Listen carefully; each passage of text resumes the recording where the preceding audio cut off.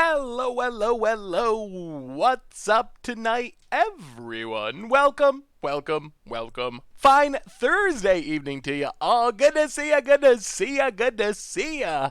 What is up, Dan Wildfire, Apes of Wrath, Meister, Zazie, Witherfang, Tinnitus, Ralther, Blue Liger.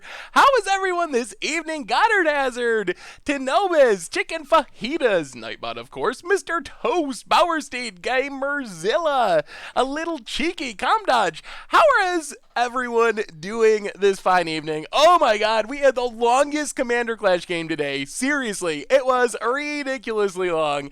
Els Bells, welcome to the Fishbowl. Thank you for your subscription. Big scoops here for our new subscriber. What's up, Proxy E? Hafa, J.S. Chaff. How's everyone this evening? Gayval, welcome to the Fishbowl. Thank you for your subscription. Big scoops here for our new subscriber. I'm pretty excited because I love this deck. So this is a deck that it's really funny. You might remember this. There was this infamous small Japanese tournament deck that we played like a year ago that was playing with Cremator, and it was looking to discard like World Spine Worms, and it had Eldritch Evolution. And then recently, this deck has started putting up results, and people are all of a sudden waking up to it. But we actually played it on Mucha Brew, like an early small Japanese tournament build of it, almost a year ago now, and it's just finally catching on. So I'm really excited for this. From what I remember when we played it before, it was actually a lot better than I thought it was going to be, because it looks super janky. But then you play it and you're like, oh my god, I just keep like killing people. Calbear's Live, welcome to the Fishbowl. Thank you for your subscription. Big soup cheer for our new subscriber. Yeah, we'll get to the stream mode once we get into the actual matches. What's up, White Lotus? How are you this fine evening? Yeah, Panglacial Worm is interesting. How much power does Panglacial Worm have? Did we play Panglacial Worm? I feel like maybe there was Panglacial Worm in the first build and we never cast it. I'm pretty sure I've never cast a Panglacial Worm, like in my entire life. It's 7 mana though. 7 mana is a lot of mana for a creature. Oh man. Why Galta instead of Emrakul or something? Well, we'll talk about the deck in a minute. The idea of these finishers are, while we mostly want them to discard the Kragenwit Cremator, we also do want things we can cast. And in this deck, like, if we go Noble High Ox Stranglegeist, Steel Leaf Champion into, I don't know, Nullhide Ferox or something, there is a chance that we can actually just cast a Galta or convoke out Impervious Great Worm, when an Emrakul at 15 mana, like, we would never cast that in the history of Magic. So, it's gonna be a fun one. I'm super excited for this. So, what else has happened in the Magic world in the last day? I don't think anything super exciting, so we can talk standard. There's a modern GP this weekend. We're almost to a pro tour. I made a video about the 5th card problem on Magic Arena. That should be going up tomorrow, so I will be interested to see what people think about that. What's up, Brian Okafor? How are you this evening? Alright, let's do our reminders and then we can talk about this deck. I keep lots of questions about the deck. Impervious Great Worm, we'll get to it. We'll get to it in the theory of this deck in a minute. But, from what I remember, this deck is really fun. And it has this weird randomness, thanks to Cremator, that makes it really exciting. From what I remember when we played the first build of this deck, we definitely had situations where we had like 2 cards in our hand, and if we discard the right one, we just win the game. And if we discard the wrong one, we lose the game. And you just gotta like roll the dice and trust the magic gods that it's gonna work out. So I'm just awesome. Welcome to the Fishbowl, or that awesome. Thank you for your subscription. Big soups here for our new subscriber. So anyway, went 4-1 and we lost to Mono Blue Tron. Oh my god, I can't believe you remember that. That was like a year ago almost that we played the first version of this deck. It's been a long time. Oh man. Yes, this is the Buy a Box promo in Modern. Apparently Wizards is just knocking it out of the park with the Buy a Box promos, being super duper ultra playable everywhere. Oh man. Alright, we have a new donation, then we're going to do our reminders, then we're going to talk about this deck, then we're going to get into our games. New donation from Kilometers. Hey Seth, my girlfriend and I have been big fans of your stream and content for a few years. Just wanted to give something back to you for help sustaining our love for the game. Could I also ask you to say hi to Kimmy for me? Thanks. Well, thank you so much for the donation, Kilometers, and the kind words. And hello, Kimmy! Thank you for watching. Hope you're doing well this evening. Thank you. Betsy SJ or Betty SJ, welcome to the Fishbowl. Thank you for your subscription. Big Scoops here for our new subscriber. All right, so let's reminders, get that out of the way, talk about this crazy deck, start playing some Magic, then we can talk about anything and everything that y'all want to talk about. What's up, D-Many? How are you this evening? Good to see ya. So reminders, replay YouTube. That's where you can find all the old streams, including this one, in the future. So keep an eye out for that if you ever want to catch the old stuff. The normal YouTube, as I mentioned, tomorrow, 5th copy video about Arena. I figured instead of just talking about it and tweeting about it, I'm just going to get a video out there with all my thoughts on it, so keep an eye out for that. Also, against the odds last night, playing some Your Deck Sultai, trying to steal our opponent's cards. Also have a Goldfish Gladiators going up tonight, playing everyone's favorite 5-color deck in Standard. Probably know what I'm talking about. So, Commander Clash tomorrow, some really sweet decks over the weekend, a really fun budget Magic deck for Monday. On Sunday, for Much Brew, we have Standard Dredge, so many super sweet decks coming out over the next week. I'm really happy with the decks we got coming up soon. It's going to be a sweet few days on the YouTube channel. Of course, the sponsor of tonight's stream, Ridge Wallet. They make super slim front pocket wallets out of carbon fiber and also titanium. You can check them out over at ridgewallet.com. Get 10% off with the code GOLDFISH. They also offer free shipping, and I've heard we have some more giveaways coming up. Not tonight, but in the near future, we have some Ridge Wallet giveaways that are incoming, so keep an eye out for that. What time is it for me right now? It is 6:07 in the PM. I'm in the Eastern time zone. My girlfriend also used to hate your voice and now imitates your classic hello everyone. I guess it's an acquired taste. You can get used to anything, even my voice. Finally, merch page, tokens, t-shirts, playmats, if you're looking for a way to support the stream and the channel and the site. Keep an eye out for that. It's a great way to do it. And finally, donations, certainly not required, but they're always appreciated. $2 or more gets your message read on stream for Sunday for the 3rd month in a row. I love watching your streams. They really help me when I'm feeling stressed out. Thanks for being you. Well, thank you so much for the kind words and for the resub. Welcome back to the Fishbowl. Big Scoops cheers for our new subscriber. Yeah, some people love my voice. Some people absolutely hate my voice. Oh, what can you do? It's a voice. I mean, yeah, it's just kind of is what it is. All nonchalance. Welcome to the Fishbowl. Thank you for your subscription.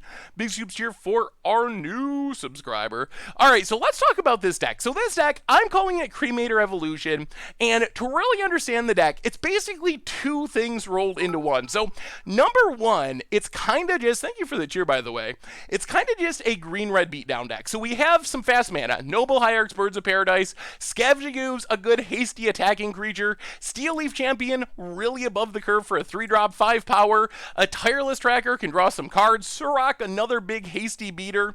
So all that stuff is basically kind of like a green-red beatdown shell. Where the deck gets really crazy is Kragenwick Cremator, and this is the card that makes this deck so sweet and so unique. So Kragenwick Cremator is a 4-mana 5/4, which already not a bad deal. It's like the same stats as Surak, basically. So a 5/4 for 4 is not bad. The big deal is, when it enters the battlefield, you discard a card at random. And then if you discard a creature card this way, Cremator deals damage equal to that card's power to target player or planeswalker. So you probably noticed, up here on the top end of our curve, we have Galta Primal Hunger, which happens to be a 12/12. We also have the new edition, the Buy a Box promo from Guild of Ravnica, Impervious Great Worm, which is 16/16. So, apart from just playing things and beating down Strangleroot Guy, Steel Leaf Champion, what we're trying to do is, kind of as a backup plan, mold the game into a situation where the only card we have in hand is an Impervious Great Worm or a Galta Primal Hunger, and then we cast a Kragenwick Cremator, or even tutor it up with Eldritch Evolution, sacking it like a Strangleroot Geist or whatever, and then the Kragenwick Cremator is just going to be 16 damage to our opponent's face if we discard a Great Worm, 12 damage if we discard Galta Primal Hunger. So when you consider we're playing Modern, and people are cracking fetch lands and they're shocking themselves, if we can get to that point in the game, there's a pretty good shot that the only thing we gotta do is Kragenwick Cremator, and we just straight up kill our opponent with 16 damage to their face. So that's kind of like our big steal the game out of nowhere plan with this deck. And I will say, we played an old version of this deck a long time ago. The fun part of this deck is you can't always get to the position where you only have that Impervious Great Worm. So sometimes you just gotta trust the magic gods, and you know that things could go wrong. Maybe you have a land in hand along with your Impervious Great Worm, and you're about to die, and you just gotta fire it off and trust that the magic gods are gonna come through with you for the Kragenwick Cremator to discard the right card. So it should be fun, it should be random. I'm actually hopeful it might be at least a little bit competitive as well. The other thing about these finishers, people were asking, Galta and Impervious Great Worm, they are ideal for the deck because we can actually cast them. It's not impossible that we play a bunch of cheap creatures and just convoke out an Impervious Great Worm for 5 mana, or play a bunch of Surox and Nullhide Feroxes and Steel Leaf Champions and just cast a Galta and go beat down with it. Maybe even Hasty, thanks to Surak the Huntcaller. And then Eldritch Evolution is a card that kind of holds the deck together, apart from setting up our combo. Fauna Shaman does this too, as a way to get our Impervious Great Worm in hand, find our Kragenwick Cremator. But apart from our combo, it also enables our sideboard. We have a ton of Silver Bullet sideboard cards like Eidolon for Storm, Linvala to shut down mana-producing creatures, Rexage, Knight of Autumn to gain life to deal with artifacts and enchantments, Cauldra Helion is like a Pyroclasm on a, or a Anger of the Gods on a creature. So that's kind of the other sweet thing about this deck. Anger, Psychic Storm, just removal, Sweeper, Shattering Spree for artifacts, Damping Sphere, Alpine Moon to deal with lands, another Cavern to go with our Cavern of Souls in the main deck to make sure we can resolve our Kragenwick Cremator. We're not a tribal deck, but it's purely to make sure we can resolve this through counters, Relic for graveyards, and that is the deck. That is Cremator Evolution, so we'll see how it goes. I'm hoping that it's going to be sweet. I actually kind of have high hopes that we're going to do some crazy things with this deck. So we will see, we will see. Isn't Galta much better than the Worm? Then why 3 Worms and 1 Galta? So for one thing, Galta is legendary. For another thing, Impervious Great Worm is 16 power. So it's a lot more damage with our Cremator compared to Galta. Do you think the deck should have a Reclamation Sage in the main deck because the tutors you have in the main deck? I'm not sure there's enough targets. It really depends on the meta. I could imagine, like, if Affinity was a top deck, maybe you would want one in the main deck, but I'm not sure the metagame is in a place right now where you really need main deck Artifact Hate, especially if it's not just incidental Artifact Hate. Cavern should name Shaman. Seems like a better name than Giant, since Cremator is our only Giant. Yeah, it cares about power, not converted mana cost. Is there a really big difference between dealing 12 and dealing 16? 16 is like almost always lethal. In Modern, unless you're playing like a life gain deck, it's so common that people deal 4 damage to themselves that it's very possible that that's lethal. 12 isn't always lethal. We got to do a little extra work, but Red Tomatoes for the 12th month in a row. 1 year resub. Welcome back to the Fishbowl. Thank you for your subscription. Big scoops here for our new subscriber. So, Cauldra Helion over Chaos Ma. The main reason is we can more easily find the 5 mana Cauldra in Caldera Helion with our Eldritch Evolution. Oh, stream mode. There we go. I keep getting better and better at the stream mode noise. Ooh, all right, that's a Great Worm. That's a Steel Leaf Champion. That's an Eldritch Evolution.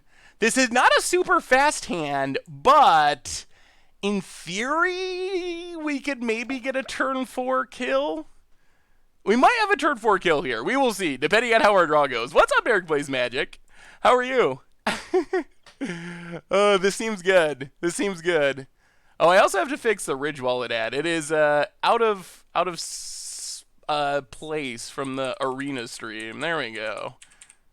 That looks better. Rotatuni for the 3rd month in a row. Oh man, Kragen Wiccan, an enemy with a Great Worm is such a great feeling. I hope so. Thank you so much for the resub. Welcome to the Fishbowl. Big scoops here for our new subscriber. All right, Winterfoils, pass the turn. And I gotta see what our opponent's up to. In theory, Steel Leaf Champion, sack it, Eldritch Evolution, discard Great Worm, might be enough to just win the game. Wanting a god opponent. Stomping Ground. Tapped. Not dealing themselves any damage. Alright, well, Crackwooded Foothills. Grab a Stomping Ground of our own. Could use, like... Yeah, this is game 1. We just started. What's up, Virant Human? How are you? Hey, Quipalimo! Late today because of asynchronous daylight saving time. Oh, yeah. It's not daylight savings time here in the U.S. yet. That starts this weekend. Oh, man. That is going to be dark so early. All right, Stomping Grounds, tapped.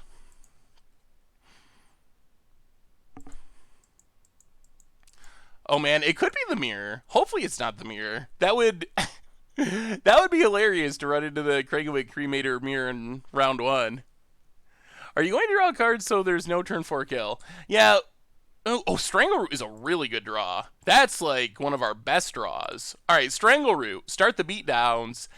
We're on course. We're on course for the turn 4 kill. And Strangleroot is one of our best creatures to sack to Eldritch Evolution. You can also just, like, if we didn't have the combo in hand, just like Eldritch Evolution for another Strangleroot or something is not a horrible line. Mountain for our opponent. I think we're doing it. Opponent Farseeks. Oh, we can race them. We can race this. We can race it. We're going to raise it. Hello from the U.S., Skullboy. How are you? You don't... I wish I could just not recognize daylight savings time. Misty Rainforest. All right. Misty. Crack it. Oh, we might have the 50-50 shot. Oh, we're going to be stuck with a land in hand. Get a forest. Play Steel Leaf Champion. Get in with Strangleroot. Hit our opponent. We might have to wait one more turn if we're not in danger of dying. Opponent down to 16. Pass the turn. We could also get our Magus of the Moon if we wanted to just keep our opponent off Valakut. We could... Man, we'll see what we draw. I guess they have bolts to deal with... Magus of the Moon. Solemn Simulacrum. Oh, man. Oh, we could go for the 50-50. We could draw... We want a Mana Dork. We want a Mana Dork and we win this turn. If we draw a Mana Dork, we just... please not a land. I guess a Mana Dork doesn't guarantee it either. More lands.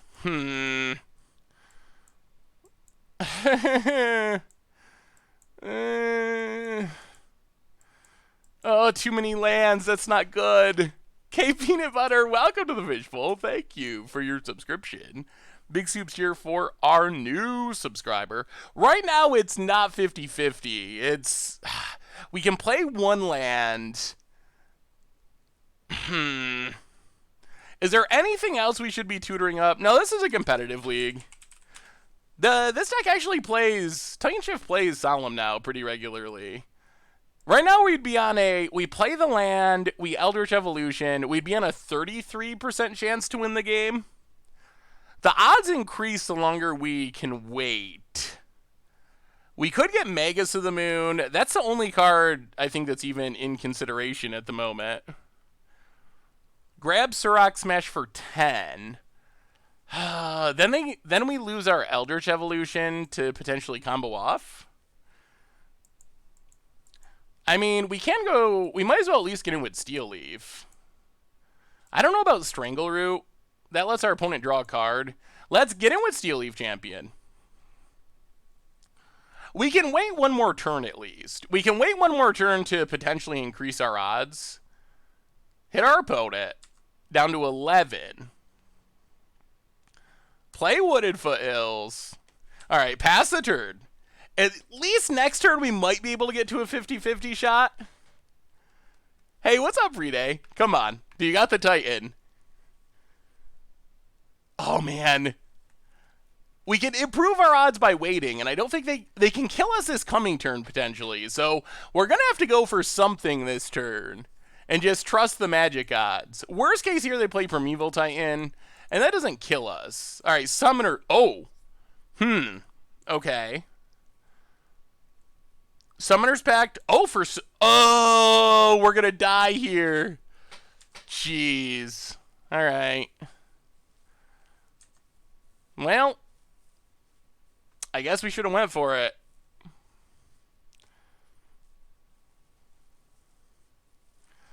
No! Alright. Well, that's unfortunate. I guess we should have just fired it off. Man.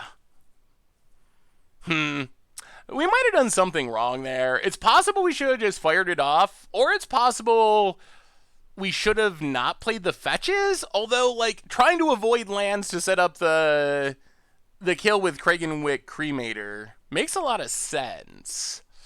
I don't know. I guess we should have just fired it off. I'm still not 100% sure. That was a closed one. Yeah, our opponent probably doesn't know what we're doing. So against this deck, Alpine Moon is really good. Otherwise, we don't have much. Random life gain is like mediocre to okay. Helion doesn't do anything. Slagstorm, Anger, no. Linvala, I guess, shuts down Sakura Tribe Elder? Maybe the random life gain is worth it? What do you think? Is it worth bringing in the random life gain? Maybe? Knight of Autumn seems good. What would Rexage come in for? Don't you have something to discard and help the probability? Well, ideally, we would just not keep drawing lands. That's the main thing. If we drew other things, we could have played them to shift the odds more in our favor. But we kept drawing lands. We can probably go down Nullhide Ferox in this matchup. Go up the Alpine Moon. Lightning Bolt's kind of meh. Magus of the Moon's fine. We can go up the Knight of Autumn. What else can we actually cut? I guess we cut Lightning Bolts. There's just not many targets. Yeah, I don't think they actually... Most of the decks don't play Prismatic Omen. So I don't think we want Rexage. The life gain from Knight of Autumn is probably worth it. Relic, no. Damping Sphere, no. It might just be like this. Staying above 18 does make it harder for our opponent to kill us, so... Linvala might be fine. They don't have that many creatures, though. Yeah, let's just run it like this. We were really close that game. Yeah, they don't really know what we're doing, which is good. What's up, Insane Mudded? How are you? How do you feel about Lightning Bolt winning the MTG bracket? Well, I felt like it should have beaten Birds of Paradise, because everyone knows Lightning Bolt beats Birds of Paradise. Well, alright. I mean, now we're actually hoping that we draw one of our big things, or a way to find our big thing to go with this Kragenwick Cremator. So that's what we're thinking about this time. Stomping Ground tap, pass the turn. We do have Strangle Root to get in some early damage. Scavenging Ooze life gain, maybe some card draw with Tireless Tracker. Eidolon is interesting. Is it worth it? They don't really cast that many spells in a turn normally. Alright, opponent's got Stomping Ground. Now play the Forest. Get down Strangle Root Geist. Start getting in some damage. Opponent down to 18. I think Risk Factor would be good here. Would it? Maybe. Why deal 4 damage when we can just deal 16, though, with our Cremator? Opponent. Rampin'. It's a Cur Tribe Elder. Yep. Alright. Opponent passes. Come on, deck. Noble Hierarch.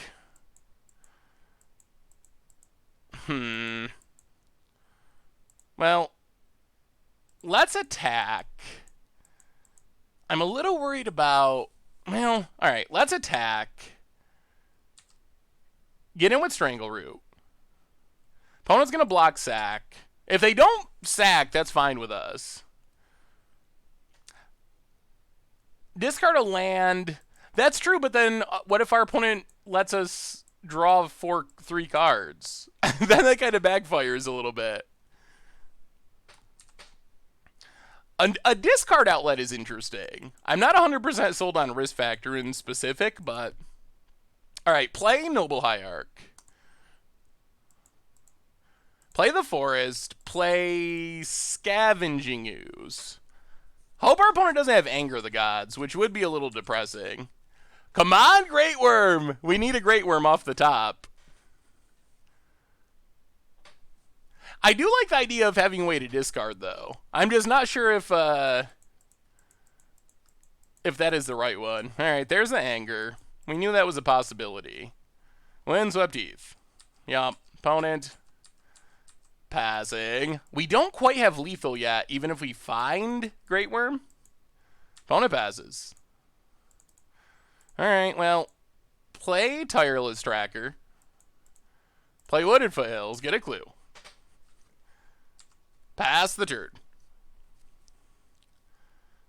Oh, we're pretty close. We're pretty close. We need 2 points of damage, and we need...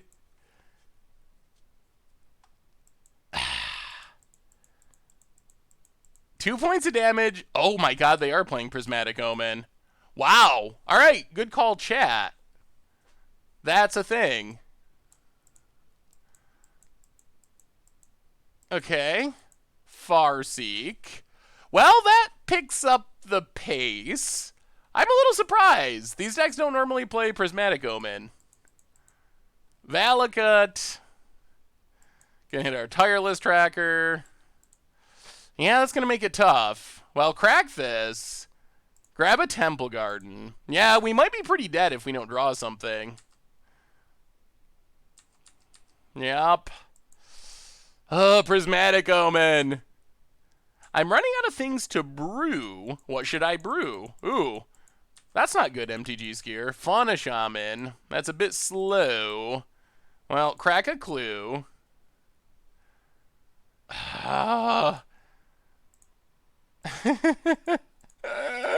We were so close. Fauna Shaman, Copperline Gorge. Prismatic Omen. I'm pretty confident we're dead here.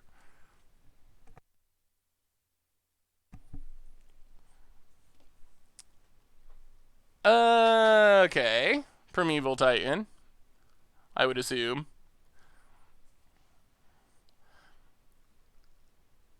So if we get a turn, we need to draw a Lightning Bolt. If we draw a Lightning Bolt... Oh, that doesn't work. Yeah, I think we're just dead. I'm not sure what our way out is now. Like, we should hopefully be able to 16 our opponent, but 16 doesn't kill them. Opponent. Yeah. Primeval Titan. Oh, this has been a little brutal. A little bit brutal. Have you considered the card that grabs Lancer creatures for Delirium? I don't know how easily we can turn on Delirium. It seems like a good card, but I think we'd have to rebuild to actually turn on Delirium. Invisible Sin, welcome to the Fishbowl. Thank you for your subscription. Big Scoops here for our new subscriber. All right. Well, we're at 1, and I don't think we have an out.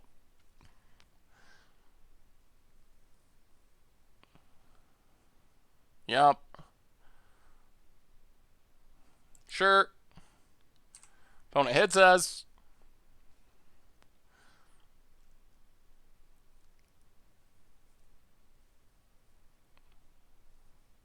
I don't think they have a land drop, do they?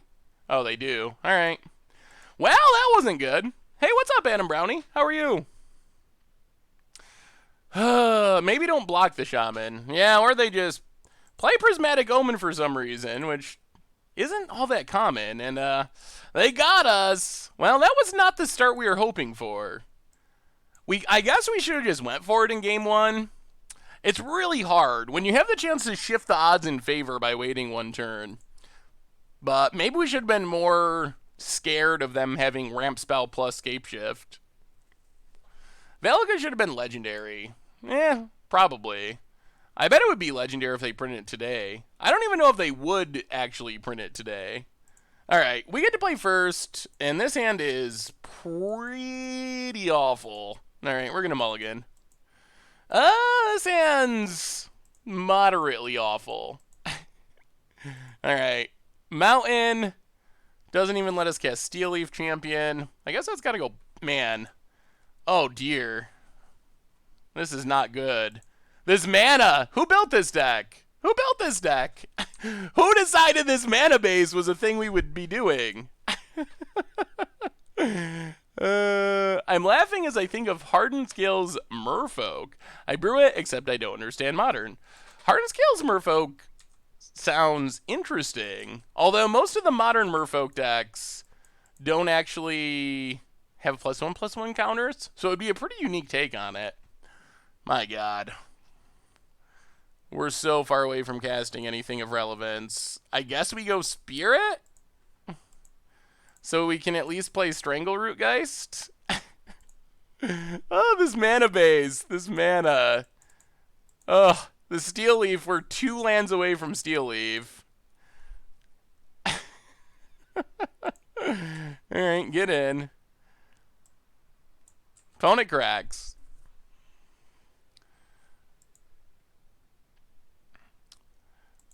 Godless Shrine. Oh, you're gonna path us? Oh, please path us. Alright. Well, thank you, opponent. We're slightly closer to doing things. And the combo is always lurking. We got a Great Word, we got a Bolt, we got an Eldritch Evolution. We're not that far away from combo killing. Like, we're close. We're close.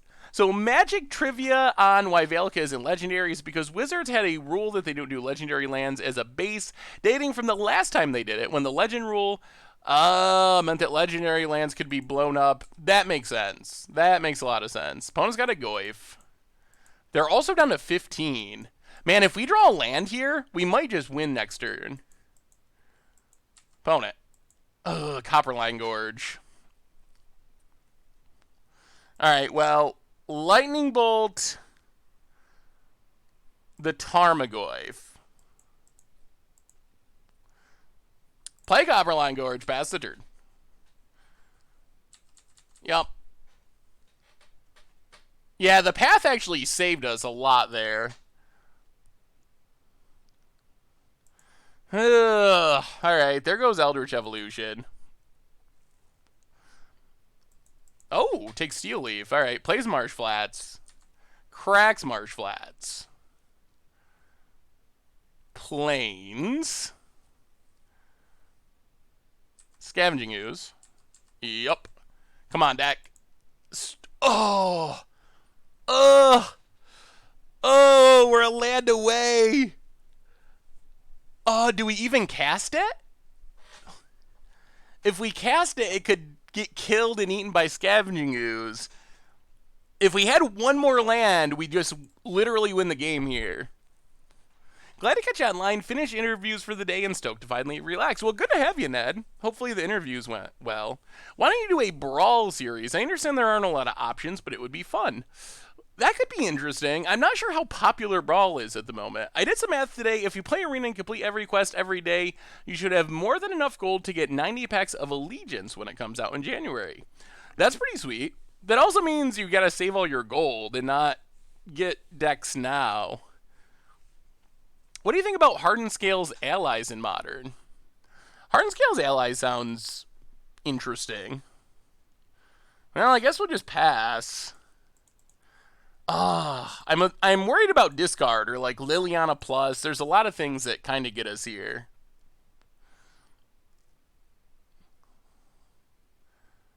Linger Razor. Oh, give us a land. Give us an untapped land. Come on, deck. Any untapped land for the Cremator win. Phone it. Passing. Down to 18. Yes! We did it! We did it! This is what we've been trying to do, boys and girls. Wooded Files! Crack Wooded Files! Grab a forest! Hello, Cranking with Cremator. Goodbye, opponent. Play Strangleroot Geist. They are going to regret not taking this Eldritch Evolution.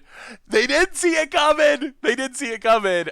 Eldritch Evolution. We will sack Strangleroot Geist. Yes. Oh. Our opponent doesn't know. Our opponent doesn't know. They feel safe. They're like, oh, what are they going to get? They're going to get some cute little, I don't know, obstinate Baloth or something. But no. No, we will end the game. Cranking with Cremator. We will discard a card at random. That card will be Impervious Great Worm. And how about 16 to the face, opponent? Actually, Calbear's Live, the 5-color Lich's Mastery deck is going to be Goldfish Gladiators tonight. Opponent, -2. And that's the deck. That's what we're doing. That's what we're trying to do. Get him by surprise with the Craigie Cremator, and it kind of works a little bit sometimes. Oh, no one expects 16 damage to the face. No one. No one. Yes, the 5-color Lich's Mastery deck, we played it on stream, but I played an updated version for Goldfish Gladiators, and that's coming up tonight if you're interested. All right, opponent's playing Abzan. What do we want against Abzan? Man, that is pretty fun. It's pretty fun when you just kill your opponent out of nowhere. What's our good Abzan cards? What do we want to fight this deck? Fairhawks actually seems pretty sweet. The dream is that our opponent pluses a Liliana and we just absolutely get them with a Fairhawks. That sounds pretty good to me. Cards that we would like, Scavenging Ooze seems reasonable. Kitchen Finks kind of survive some removal-ish. Maybe we want a way to deal with all the Lingering Souls. Maybe we go up the Caldera Helion. Go down the Surrak, which, I mean, that's fine, but not overly exciting. Go up the Scavenging Ooze for... what do we cut? I don't know about Anger. Some of their stuff dodges it. I want to be able to sweep the board of Lingering Souls. That does seem worthwhile. Oh, we can't take out the combo. That's the whole idea. That's the whole reason. That's why we're doing this, just to get people. I don't even really care. I mean, I'd like to post a good record, but more than posting a good record, I just want to get people. It makes me so happy. Could you imagine what our opponent's face looked like when, this only deals with creatures, unfortunately. If it shut down Planeswalkers, it would be even better. Maybe we just cut a Mana Dork. 6 is the number that kind of hopefully makes sure you have one in your opening hand, but I'm not sure what else we would cut. Mega seems reasonable. Tracker's good. Eldritch Evolution for the combo. Maybe we cut a Steel Leaf, actually. Maybe we just cut a Steel Leaf. Just a big dorky creature doesn't actually do that much against our opponent's removal. Let's go down 1 Steel Leaf. I think that's fine. Let's try it like that. Ooh, let me see, MTG Skier. Why am I running Rex Sage over another Night of Autumn? So the one reason that Rex Sage is better, sort of, in this deck is we can cast it under a Blood Moon. So if we're trying to kill a Blood Moon, it is a better option, because we don't have any basic white sources, any basic planes. Debretto, welcome to the Fishbowl. Come on, get rid of that Null Hide. Get rid of that Null Hide, opponent. You don't want to deal with that Null Hide. Thank you for your subscription. Big scoops cheer for our re-subscriber. 2 months in a row. Thank you, thank you. Hey, what's up, Zaire? We lost round 1 in glorious fashion. Aw, Magus of the Moon. That's not Null Hide. All right. Opponent passes. Well, there's our combo. It's slowly assembling.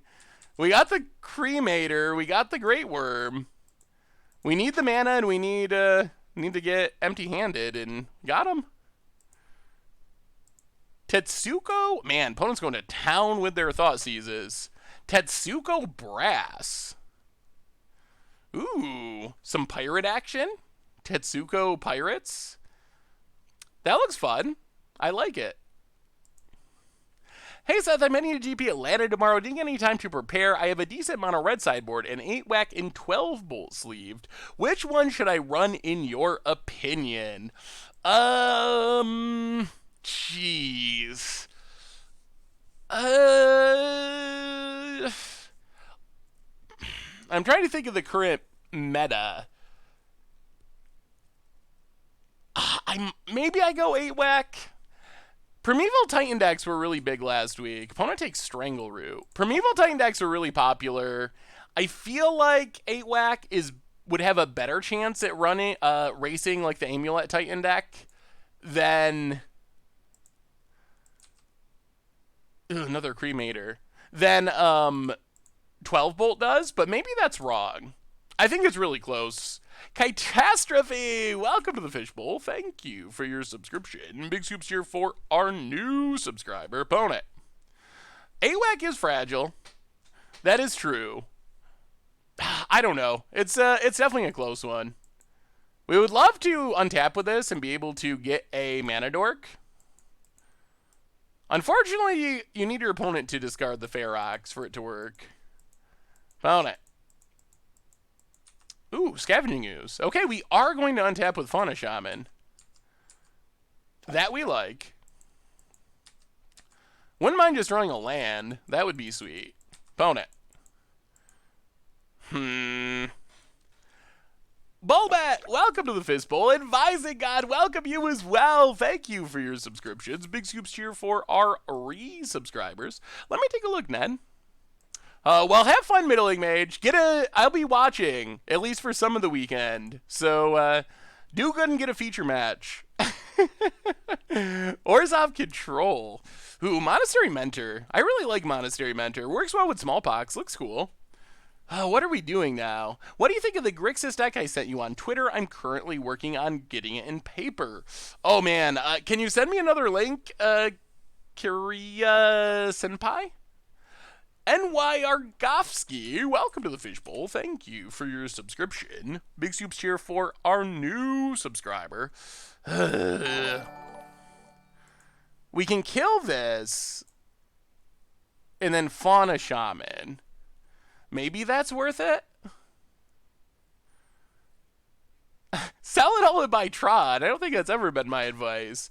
We got a new donation from Frank Tick29, $2 donation. Hey Seth, love the stream. I sent you a message on Twitter with asking a couple of questions. Any chance you can answer them now? Here's the link. Best MTG player. Well, thank you, Frank. Thank you so much for the donation. And yes, I will answer the questions as soon as I make this play. We gotta make a play here. So our opponent can start eating things. All right, let's just bolt the ooze. Bolt the ooze. Pass the turn. We're gonna activate Fauna Shaman. So question number 1. Besides making videos, how many hours of MTG do you play a week? So one of the weird things about making content, I used to play so much Magic just for fun. All the time. And one of the weird things about making content is it's a lot harder to find time to play games for fun. It really is. So outside of decks that I'm working on to potentially play in videos, or let's just take Noble.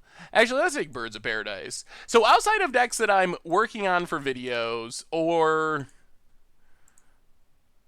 recording for videos, I play a few games now and then, but most of my MTG time is somehow geared towards content. If I'm not recording, I at least have it in the back of my mind while I'm playing, like, would this be a good deck for a video? So every once in a while, I find time to just play for fun, but a lot of it is at least somewhat attached to content.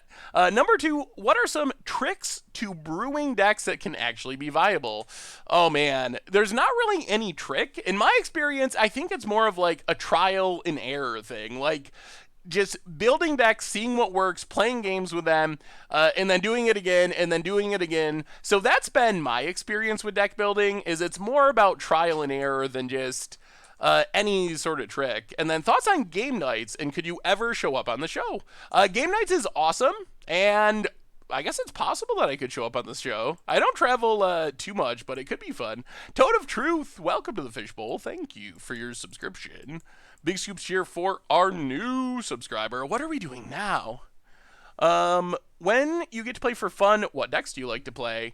It's often a deck that we've played on content that I've been having fun with. So a deck that I really like. Sometimes I just will keep playing with it, do a league with it or whatever, just for fun. In the past, when I was just playing for fun, my go-to deck in Modern for a long time was Jeskai Control and Blue-White Control. In Standard, it's always changing, but Yeah, not 100% sure. It just is whatever I'm feeling at the time. Frank Deck, welcome to the Fishbowl. Thank you for your subscription. Big scoops here for our new subscriber. So we can't actually kill our opponent here. We can come close. All right, let's... if we keep discarding things, they get to keep gaining life. I guess we can discard Ferox. Maybe. Yeah, let's discard Ferox. Get our sweet, sweet Fauna Shaman value. Take a... I would like Tireless Tracker. If we draw land... We can also just take Scavenging Ooze and fight the Ooze Wars. We can't kill our opponent here because of the Ooze. We can put them pretty low. I mean, I guess we can get a Mana Dork, and if we draw land, just Mana Dork, Cremator, put you to, like, 1. Yeah, let's go with that plan. Another Worm. Okay. I guess that makes sense. But then if they kill the Mana Dork... Alright, whatever. Take a worm. I guess you can never have too many worms. We draw land anyway, so play the land. Play... Cremator. We might actually just win. Double worm. Is this just, like, unbeatable? Do we have the best deck in Modern? What do you think of this take on Hollow One? Let me see, Solitaro. Yeah, I guess I was overthinking it with the Mana Dork. I guess just getting the worm makes a lot of sense, too. So, Cremator. Yes, we will target you. We will discard one of our 2 worms. Opponent goes to 1. Yeah, I mean, we'll get in. If they had removal, it seems like they would have used it. They can't activate Treetop Village.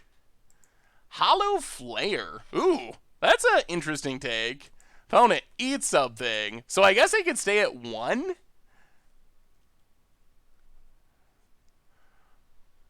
Alright, opponent stays at 1, but they still have to deal with our board. And if we draw a creature, especially a cheap creature, like a 1-drop, we can discard it to Fauna Shaman and do it again, or we draw a Eldritch Evolution. We have a lot of ways to finish it off from here. Opponent plays a tap land. And we have another new donation. So many donations tonight. Thank you so much, everyone. $10 donation from MDLO114. Love the streaming Goldfish content in general. Thanks for all the stuff you make. Well, thank you so much for the kind words and also the donation. Thank you, MDLO114. What links did I miss? I'm sorry, Kiara. Send me the link again. My bad. I'm sorry. I'm reading and playing and streaming. All right. Kill you? Discard a Strangleroot Geist? Round 2? Round 2? You survived the 16 to the phase. Can you survive 16 twice? It seems unlikely. It seems a smidge unlikely. Jinx like a hooah! Welcome to the Fishbowl. Thank you for your subscription. Big scoops here for our new subscriber. Cremator? Play Cremator? Maybe? Maybe? Oh, this deck is wonderful. This is lovely. Good, clean, fun magic. Alright, opponent. Do you have any responses? $5 donation from Frank T. Frantic. I'm narrowing it down. Gotta donate again just to say how awesome you are for answering the questions. Also impressed how you can see everyone's decks and throw so much insight their way. I'll always be a supporter of Goldfish and Seth, possibly better known as Saffron Olive. Well, thank you so much, Frantic. And that is the game, and that is what we're trying to do with the deck. That is our deck working pretty much at full power and just throwing so much damage in our opponent's face. That went pretty spectacularly well, and it works on such a weird level. A lot of decks have a hard time actually like interacting with it because it's just such a weird way of doing it. Tingalakala Mode, welcome to the Fishbowl. Thank you for your subscription. Big scoops here for our new subscriber. Favorite card at Guilds of Ravnica? What is my favorite card from Guilds of Ravnica? I feel like we've played everything. It might still just be Thousand Year Storm. What decks would you find a hard time against? Actually, probably the easiest way this deck loses. I mean, I don't think we just crush everyone. It's definitely a little bit hyperbolic to say we just crush everyone. But I think fast combo is where we could struggle. We saw that a little bit with Titan Shift, where they just killed us on turn 4, and it was fast enough to beat us. Historic Grixis is definitely a spicy looking deck, Kiara. Definitely some cards that I haven't really seen. Voltaic Servant to untap Traxos. It looks pretty spicy. I mean, you got a lot of power. Personally, I've not had much luck with Navigator's Compass, but maybe as a historic spell, it's worth it to trigger your historic stuff and, like, power out Zahid. Salad, I mean. But definitely looks interesting. Favorite Ixalan tribe? Probably going to go with Pirates. Pirates are sweet. That's a tribe that I've had the most fun playing. Life Coach, welcome to the Fishbowl. Thank you for your subscription. We'll play first. Big scoops here for our new subscriber. All the mana and nothing to do with it. Yeah, we better ship. Okay. Well, we got some Blood Moons. Great Worm. Man, that's a greedy one. We do have a Cremator. We could keep it and hope we draw lands. We really need lands, though. What do we do? What's your favorite Ixalan tribe? Oh, Trick Nick a la Mode. That I can kind of see now. Yeah, the deck's actually pretty reasonable. Yeah, I think we got to go bottom. There's too big of a risk that we just never cast a spell. Copperline Gorge, go. Yeah, hopefully we'll play the Steel Leaves before Magus of the Moon. Humans. Noble Hierarch. Well, we got... Ooh, that's not bad. We got Sideboard Sweepers. Play Noble Hierarch. Play Copperline Gorge. Pass the turn. Man, do we just have to run out Magus of the Moon and no one plays Magic? That might be worth it. They don't have an Ether Vial, so it seems like it would really mess with their ability to cast things.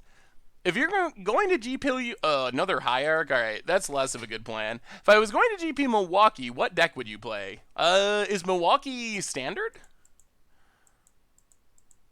Show us that freebooter. Alright, nice little whiff. Although our opponent will now know what we're up to. With two Noble Hierarchs, Magus of the Moon's not looking as hot. Vampires is sweet. Yeah, with one Noble Hierarch, I think it might have been worth it. If I was going to play a standard GP... Nullhide Ferox. Well, that's Steel Leaf Champion. Pass the turn. If I was going to play a standard GP... I would probably play... what would I play? I mean, if my goal was just to win, I would probably play some sort of angel deck. Like Boros Angels, Selesnya, Naya Angels. I think those decks are pretty well positioned right now. If I was going to play for fun, well, Thalia's not too scary. Hopefully they don't draw Lords in the near future. Jeez, gets in for 4. Lightning Bolt, eh? Well... Get in with Steel Leaf Champion. Hit our opponent.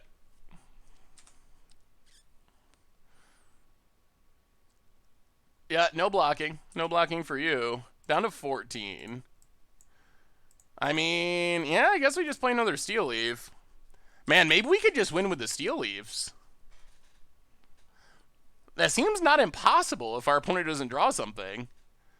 And we have this bowl left over. Yeah, Rainbow Lich, if I was going to play for fun, it might be Rainbow Lich. Rainbow Lich is just super sweet.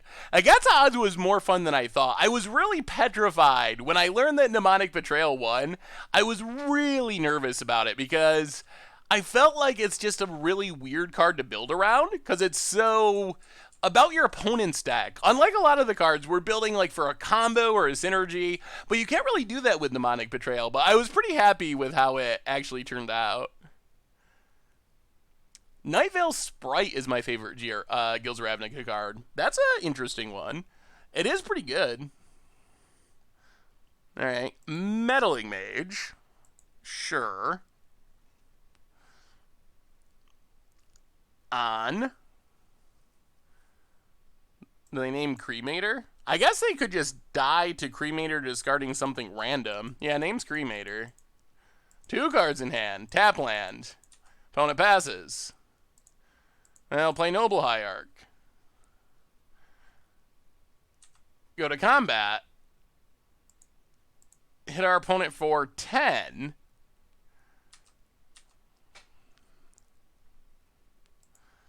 And alright, opponent, can you kill us through a lightning bolt? Man, maybe we're going to win with the janky beatdown plan. It actually seems like it's working. Hey Seth, what do you think is better of the Jeskai controls in Standard? Niv Mizzet and Crackling Drake plus Teferi, or the more straight control deck with 4 Teferis? And our opponent cannot beat the Steel Leaf champions. It just straight up scoops it up. Alright. Well, that's not really the game plan, but sometimes you just play Steel Leafs, and that's good enough to win the game. I don't know which control build is actually better. I really like Niv Mizzet and Teferi. I think those are the 2 best cards. And I honestly have not played either of the 2 straight control builds, so I'm probably going to go towards Jeskai at this point, but I'm not 100% sure. Allegiance or Guilds, which will be better? I'm excited for the Guilds coming in Ravnica Allegiance. So I'm definitely excited for that. I like Orzhov a lot and Azorius as well, although I'm nervous about Teferi being too good, but Deshares for the 6th month in a row. Welcome to the Fishbowl. Thank you for your subscription. Big soups here for our new subscriber. Trying to put together a couple of decks for my wife and daughter to bring to FNM. They're both new to Magic, so I'm avoiding blue. Recommendations for a couple of simple, powerful, and ideally affordable lists for LGS play. So, assuming we're talking Standard, if you're trying to avoid blue, one of the red decks would probably be good, like a mono red aggro. You can build those fairly inexpensively, depending on the build. If you can avoid a Rekindling Phoenix build, it should be down under $100, and those are fairly powerful and also fairly simple to play. If blue is off the table, what would be a good second choice? That one's the second deck is a little bit harder. You could build like a white weenie or some sort of like white base token type deck for not too much. I think once you get into the multicolored builds, it becomes a little bit harder to keep the budget down. But yeah, Elves is another good one. Elves is cheap and it's powerful. I don't know if it's not the simplest, but it is cheap and powerful. All right, we want the sweepers. Go down Magus of the Moon. Go down Surrak. Go down Nullhide. And maybe just run it like that? Damping Sphere, Rexage, Ooze. Alright, that's good enough. Run it like that. Have I played Nassif Ramp? I have not played Nassif Ramp. I saw him working on it on the stream. Blue-white favorable wins. I think there's a good favorable win stack, or like reasonable. I'm not sure what the best color... Ooh, alright. Galta Stompy, here we come. Meddling Mage on Steel Leaf would be sad. Alright, Ether Vial. Opponent, passing.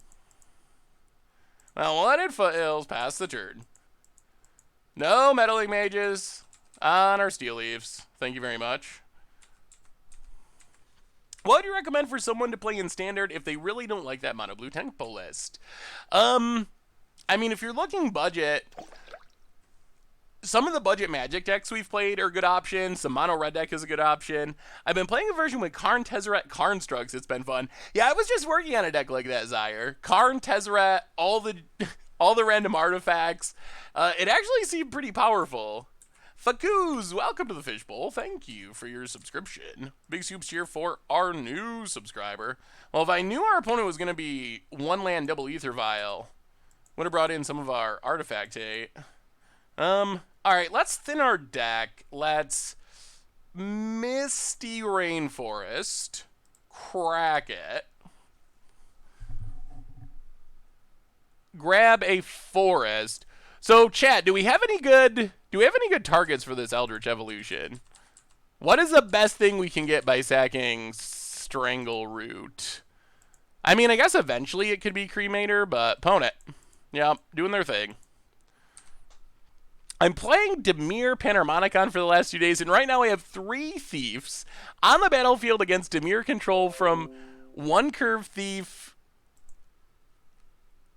and 1 Quasi. Oh man, that sounds awesome. Yeah, I've been really having fun with Quasi Duplicate. I actually could have videos of that deck too, but I've still been messing around with it since we kind of created it on the stream, so definitely excited for that one. Well, Misty Rainforest. Do we get in with Strangleroot? Is there anything good we can tutor up? Is there anything we should be tutoring? Yeah, if we're going to Cremator, we're going to wait, I think. Let's pull up the deck list. If we're going to Cremator, I think we just wait and play Steel Leafs and try to set up a one-shot kill. Otherwise, yeah, there's not many good options, honestly. So I guess we're not doing that. Snapjack, welcome to the Fishbowl. Thank you for your subscription. Big Scoops here for our new subscriber. We actually took out Magus of the Moon, and our opponent's lands aren't doing much here anyway, so Misty Rainforest, crack it. I'm not even sure we attack with Strangleroot. Grab a forest. I don't think we attack. I think we just play Steel Leaf. It's pretty easy for our opponent to violin something that kind of blows us out. So let's just pass. Leave Strangleroot back. Vials in.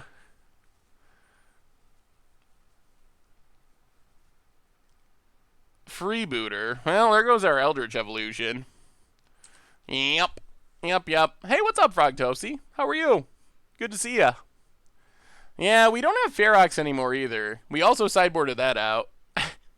What we probably should have done is waited and tried to get our Caldera Helion. That would actually be pretty good in this matchup. Anyone have the Tezzeret Karn list? I'm still working on the one I've been doing. I don't actually have it up anywhere. I've just been kind of working on it and building it.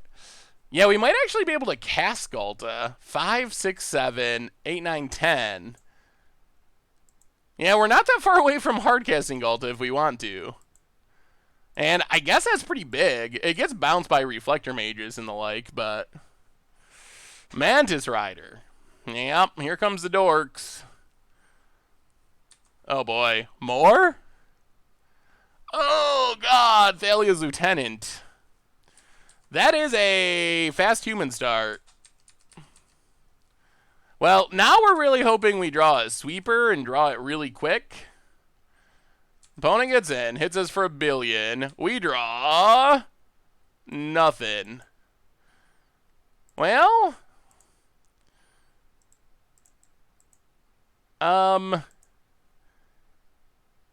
get in with Steel Leaf.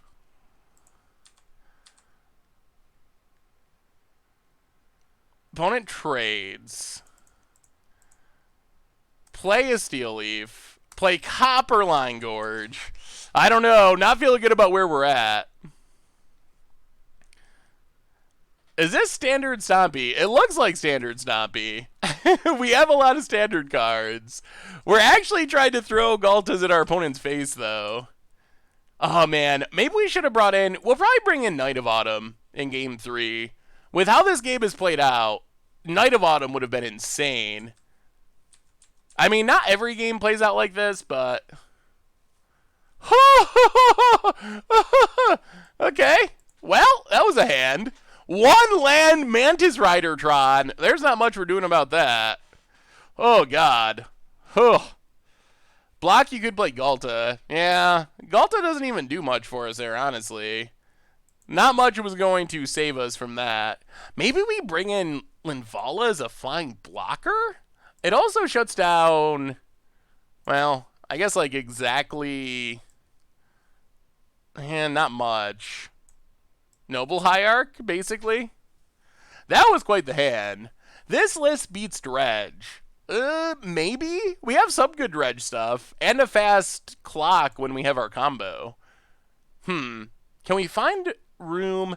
Maybe we go up Night of Autumn, go down...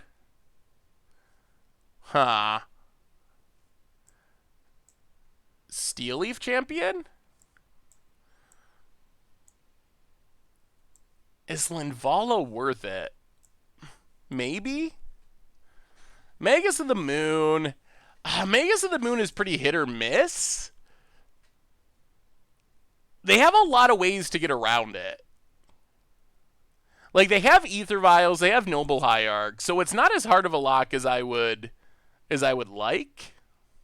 I remember when you first did the Against the Odds with Cremator. I'm glad it's finally getting more attention. Fine-tune and success. Glad I got my 4 foils and non-foils before prices went crazy. Yeah, prices have went up a little bit on Cremator lately. Yeah, we're just going to run it like that. I really want to keep the Cremators. I think it's still our best way of winning. Like, I don't know if you ever want to sideboard out Cremator with this deck. It's just so explosive. And so many of the other cards in our deck are, a hand that would be great if this was a dual land and not our one basic mountain. Ugh. Alright. Well. Our mana's been a little bit awkward. I will say that. Now what do we do? I think if you bring in Night of Autumn, I think you drop Magus. Yeah, we do have the Magus out.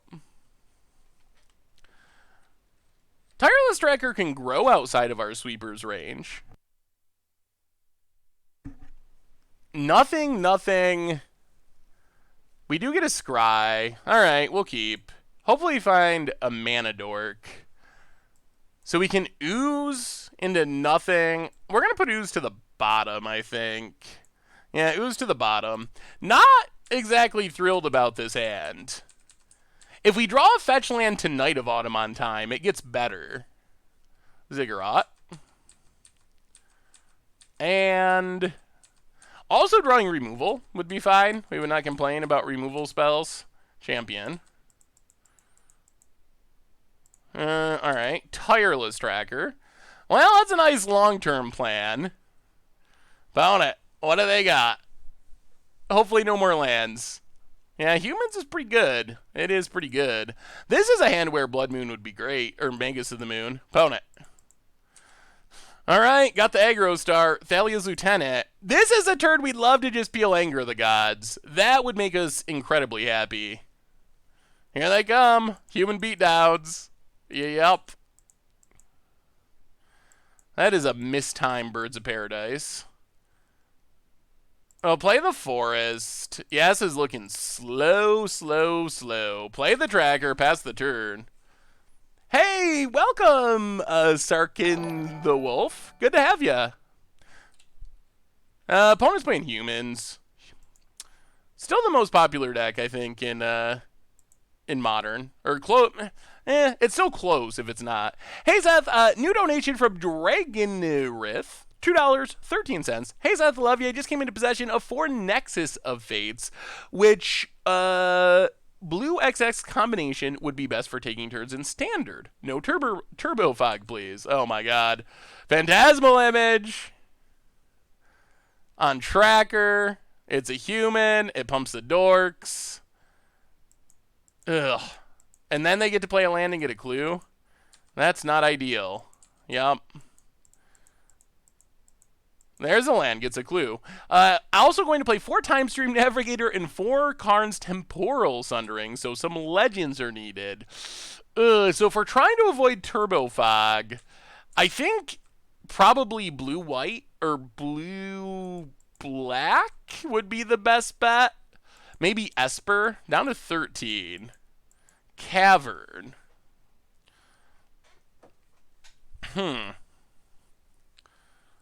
So what do we do here? Thank you so much for the donation. I mean, if you're playing all the Karn Temporal Sundering stuff, I'm assuming you probably want to play Karn itself, maybe Teferi, and then just play a bunch of sweepers. You'll probably need sweepers and removal. So I would lean towards blue-white, personally.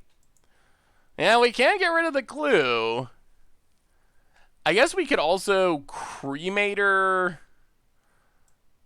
kill Tireless Tracker, but we'd have to discard a card to do it. Hey, thank you, Taurus. How are you? Yeah. Maybe it's worth it. We could whiff, too. We could also just, like, Knight of Autumn, play the land, get a clue, Knight of Autumn, Birds of Paradise, and try to play for a longer game. Our opponent probably can't spend too much time cracking clues. Hey, thank you so much, Nathan Bibb. Clues to find a sweeper. Yeah, our sweepers are already getting pretty outclassed at the moment. So let's play Cavern on Night. Get a clue.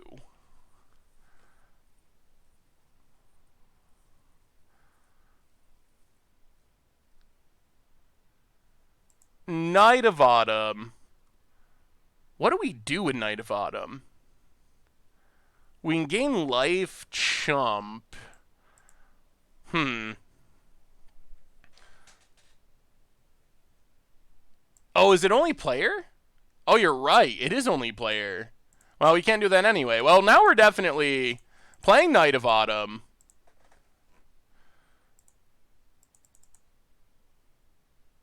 And I guess we just gain 4 and chump? That doesn't feel great. We could put counters on it. Maybe we put counters. Yeah, our sweepers are anger type effects. Let's put the counters on it. Play a Birds of Paradise. And pass the turn. All right, what do you got, opponent? So we could draw something big to cremate. That would be good. We still don't win, but that gets us closer to winning. Oh, I don't know. Human's pretty good. Blow up the clue. I think I'm pretty okay if our opponent wants to spend their turn drawing a card. We just need them to slow down, because we should be able to win the late game with our more powerful stuff. The question is, do we actually have time to find it?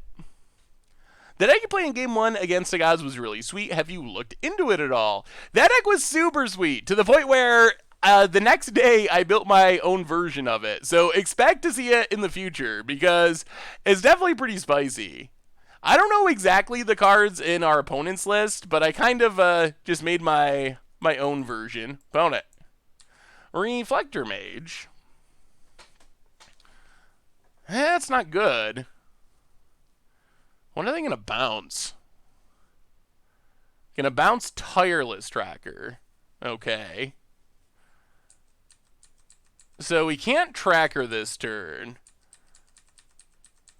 Yep. Opponent. Attacks. Well, kill Tireless Tracker. Take our beads. Come on, deck. Oh, the worst. Well, sack our clue.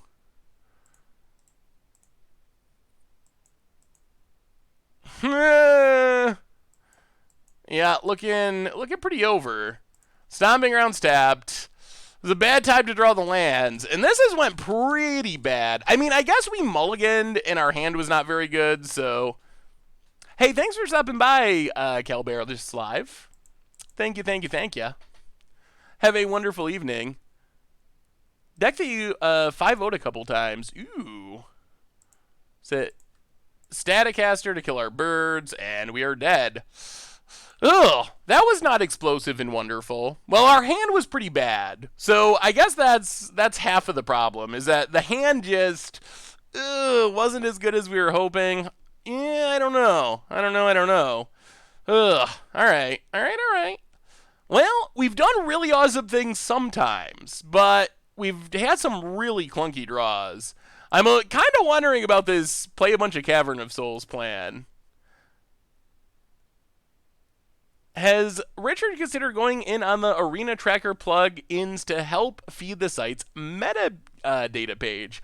I am not sure, the Middling Mage. I will have to ask him about that. I'm not sure if that's part of the plan or not. I know Wizards does not like stuff like that. They might not be able to technically stop it with Arena. I'm not 100% sure how it's set up, but I think Wizards would probably be pretty displeased. Yeah, the Magic Gods, this deck does require the Magic Gods to be friendly, and they've been kind of mediocre tonight. Before I jump into the next round, a reminder, the sponsor of tonight's stream is Ridge Wallet, and they make slim front pocket wallets out of carbon fiber and titanium. Check them out at ridgewallet.com. Get 10% off with the code Goldfish. All right, let's cremate some people. So we had a bad game in round 1 against Scapeshift. We crushed our opponent with Cremator in round 2. Tight game against humans where we didn't draw our sideboard cards. Like, we just kind of ran really clunkily, and humans did what humans does, which is just play humans and be obnoxious. So, I feel like that's still a fine matchup. It just didn't work out that time. Was wondering if you think Horse Tribal can work in Standard. If so, what is the win con? Horse Tribal seems like it could be a... Well, man, we need a green source, but... This Cavern of Souls is making me want to cry. I'm not sure that 2 Cavern of Souls and 1 more in the sideboard. Like, I'm sure it's important against control, but good golly, it has caused us a lot of trouble. I'm not 100% sold on that plan. I'm not sure that... Forest Go. I'm not sure the Horse Tribal could really be a real deck.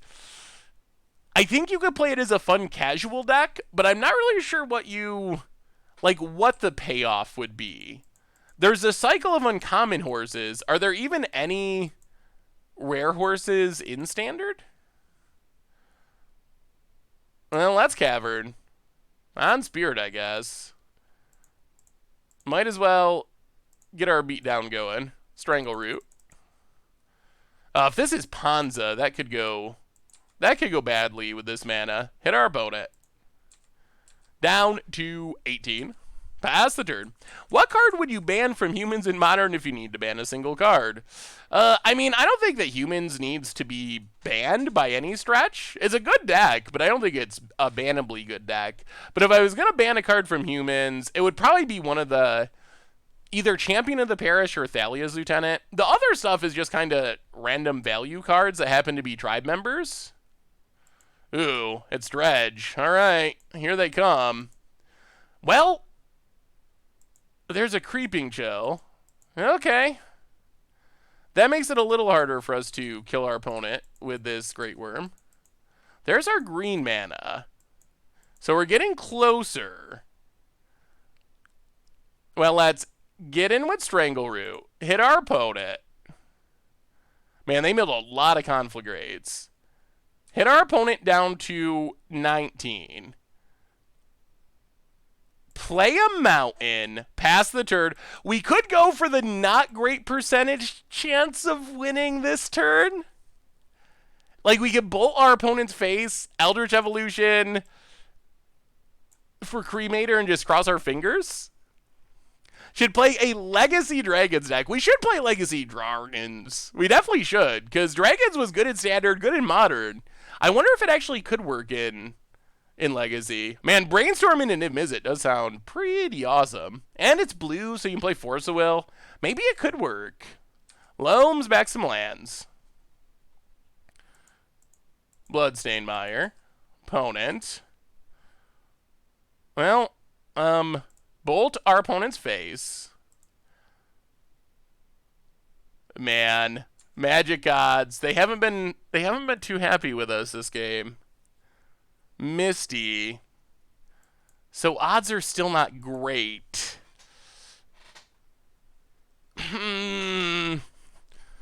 Odds not great. Odds would be 33% to win. Oh, we don't have to do it, right? We don't have to do the 33%er. We can wait, right? Next turn we would hopefully get up to a 50%er, maybe.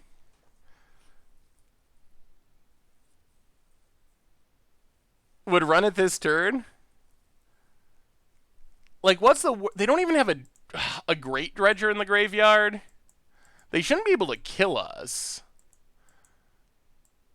Is there anything else in our list we can get? We don't have any just, like, wipe the graveyard, right? We don't even have the mana to get a Scavenging Ooze and activate it. Is there anything else we can tutor up? Ooze. Cremators. Yeah, there's not a whole lot. Yeah, alright. Well, get in with Scavenging Ooze. Hit our opponent.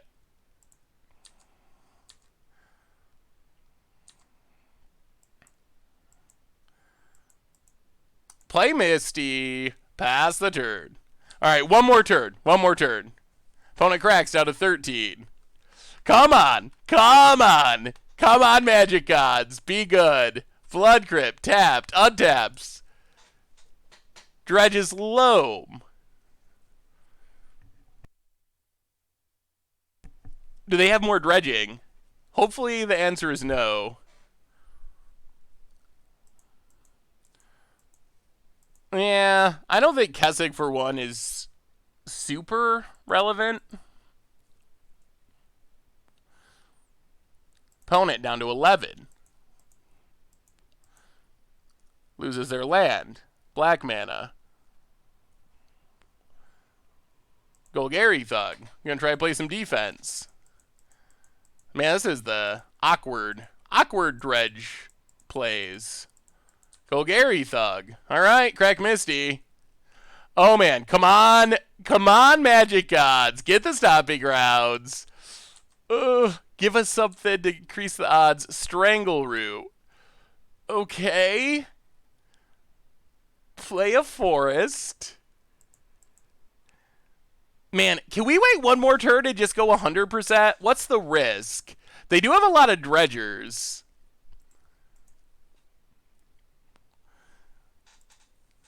So we can play Strangleroot.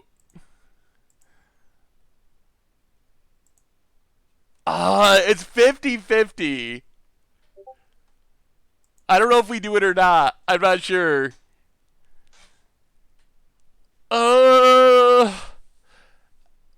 Do we have to do a straw poll? Go for it, do it. We can wait easy. What would you do now, Dredge Cat? So the thing I'm worried about is our opponent's got a Stinkweed. So if they dredge and hit a bunch more Creeping Chills, their life total might get high enough that we can't kill them. So that would be the rush. Is the new dredge deck has all these Creeping Chills, which can I think we're doing it. We're doing it. I think. They also have Cathartic Conflagrates.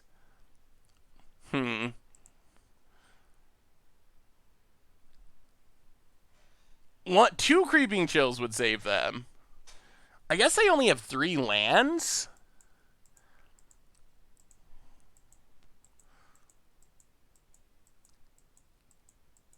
They need 2 chills. All right, we'll wait. We'll be responsible. If we lose because we waited, I'm going to be so sad.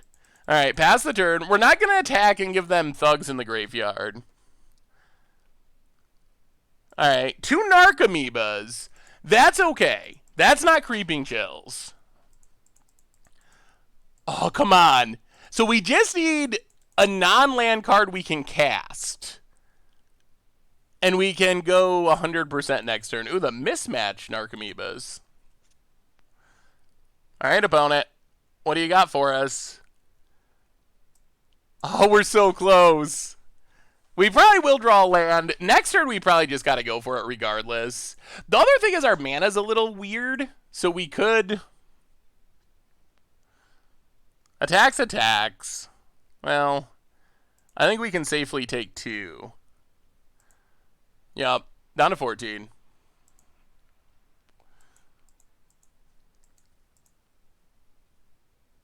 Opponent.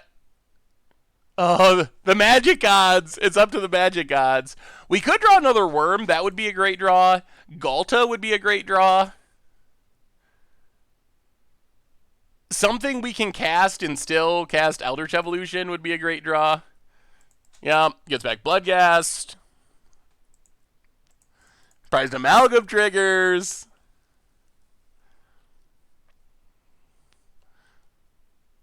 Cast the Creeping Chill. All right. This is it. Can the magic gods come through? Oh, no. Play Kessig Wolf Run. That doesn't really do it. Do you think the deck strength skill level is much higher in friendly competitive leagues compared to 1v1 queues? You run into more brews in the 1v1 queues. Huh. Now what? I mean, now I guess we just trust the magic gods. Does it matter what way we do it? Not really.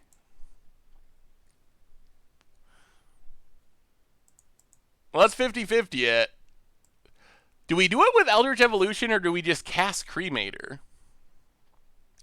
I guess Eldritch Evolution makes sure we're getting in some damage.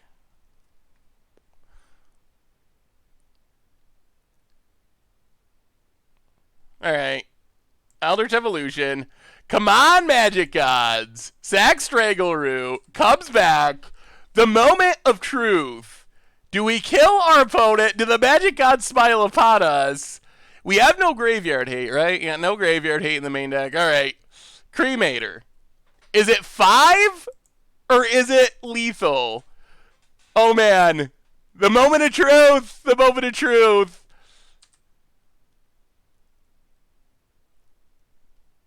And? We discard Great Worm. Oh, we did it. We did it. Pona says, what the heck? Oh, we got him. We got him. All caps, too. All caps, what the heck? Oh, yes. Yes, the magic gods have smiled upon us. Oh, my goodness. Oh, Lord. Got him. We got him. All right. All right. Well, yeah. Game. That's game. I don't think our opponent ever seen that before. Surprise, opponent. All right, bring in relics. Bring in scavenging ooze. Bring in anger of the gods. Yes. That was pretty good. That was pretty spectacular. I guess we could bring in like the Caldera Helion as well. Random beaters, not as exciting. Even our lightning bolts are not that exciting for the most part. They don't really have creatures to kill. We can go down some of the bolts. Maybe something like that. Oh, it's such a sweet... it's such a sweet kill. Yeah, I mean, it's not surprising you haven't seen it before. It's definitely not common. It's just kind of starting to catch on. I guess Magus of the Moon... Magus of the Moon could be alright. They don't have that many basics. Although they do have a lot of red spells. And they don't really need that mana very much. Eidolon of Rhetoric... Alpine Moon... Slagstorm... Surrak... Rexage... Maybe we just run it like this? Opponent saying what the heck in all caps is very much exactly what I want out of Magic. There's nothing better. Nothing better. Oh, alright, let's see what our opponent does for game number 2.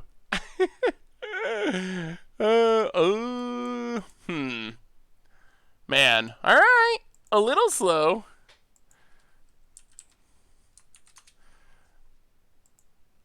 A little slow, but we'll try it. We got an ooze, which is good.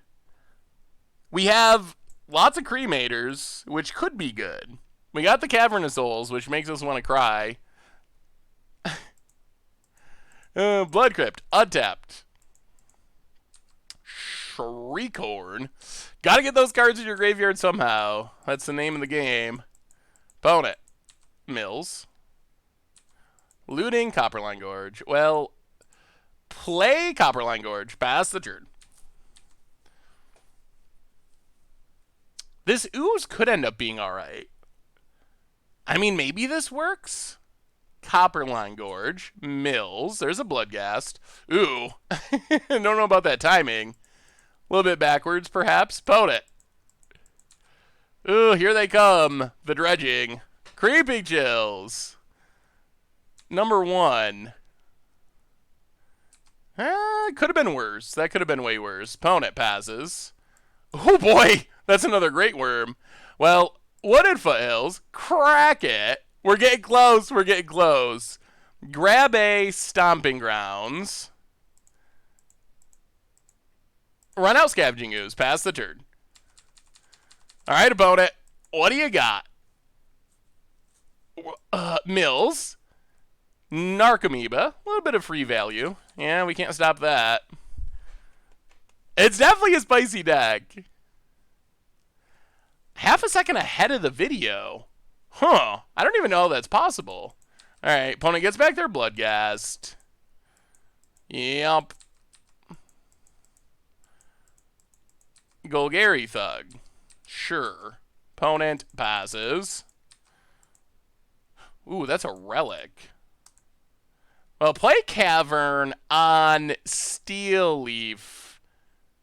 On Night, I guess? Let's go Night. Play Relic of Progenitus.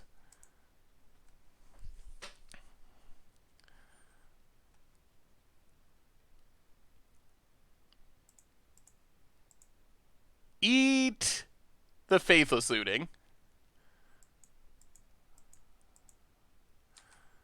Pass the turn. All right, we got a chance. We got a chance. Is Alpha a better choice? Yeah, I guess you can't really set Cavern on Steel Leaf. Stinkweed. Well, let's eat Stinkweed. And I guess we might as well exile something.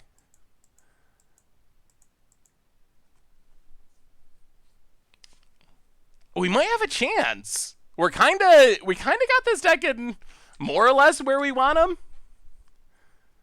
About it. There's a lag between the audio and the video. Huh. Ugh. Creeping Chill.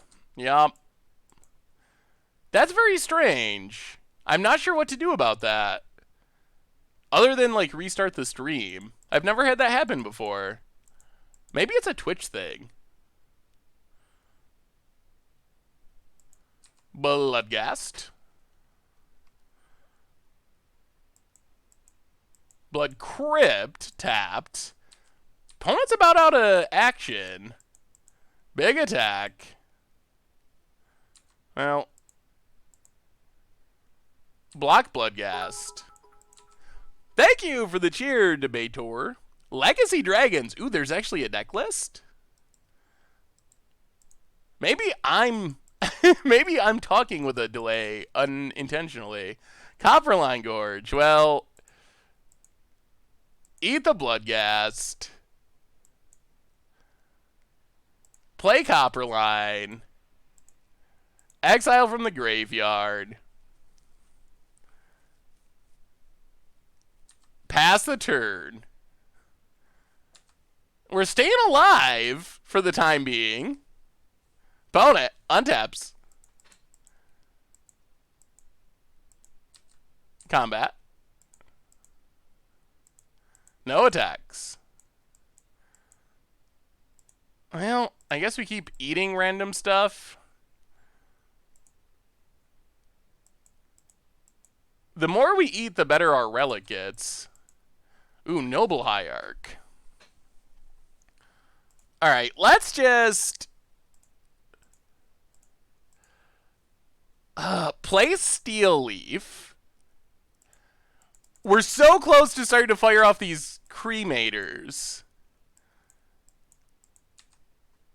And pass the turn. Hey, Seth, I ordered a Resplendent Angel and 2 Phoenixes, but they haven't arrived yet. Any replacement you can think of for Boros Angels? Narcomoeba and a Bloodghast. All right, let's cash in the Relic.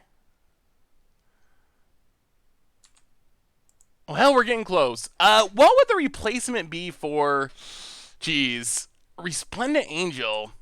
I guess you could play like another Shalai or something. There's not really anything that does exactly what Angel does.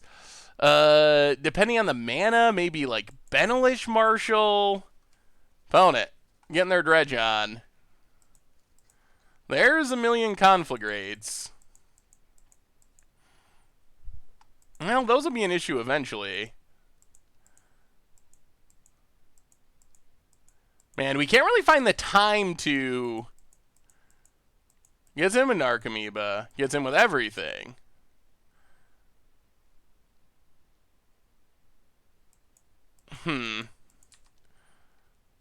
Well, block Bloodghast. Take 2.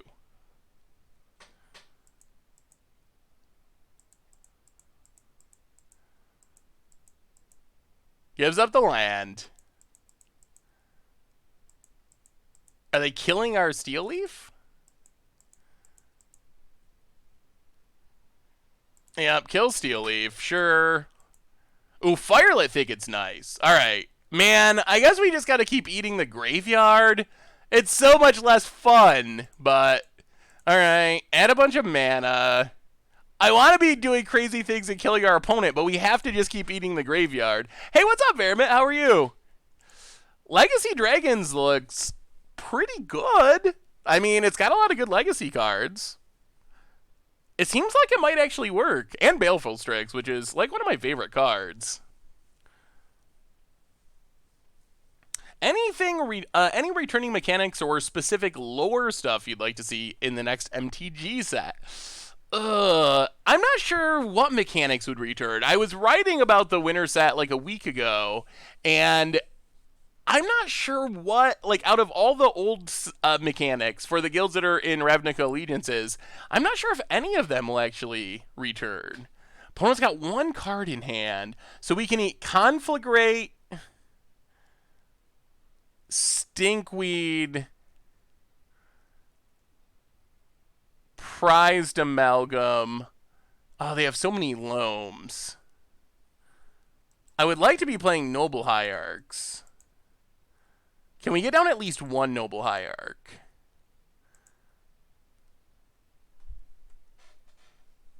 Forecast was a cool mechanic. I could see that.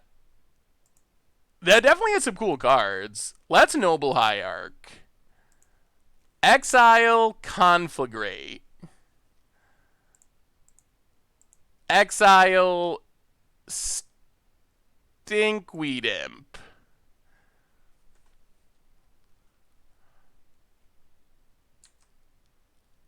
Pass the turn.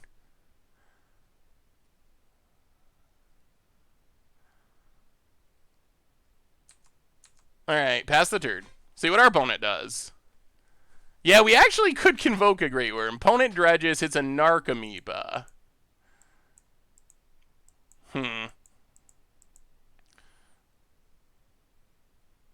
I guess we gotta let that go, unfortunately. Yeah, you get your Narcomoeba. We're getting more mana, which is letting us exile more cards, which is good. That triggers Prized Amalgam.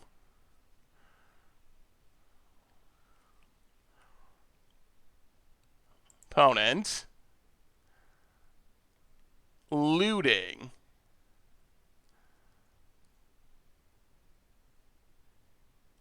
I mean, their only dredger is... Well, they have Loams, too.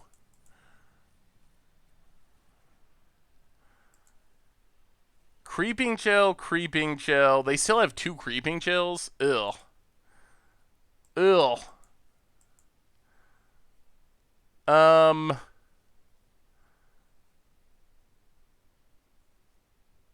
Okay.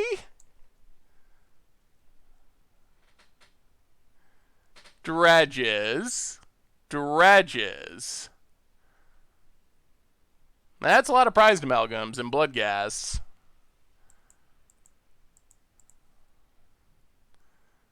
Gotta discard some cards. Opponent. Combat. No land?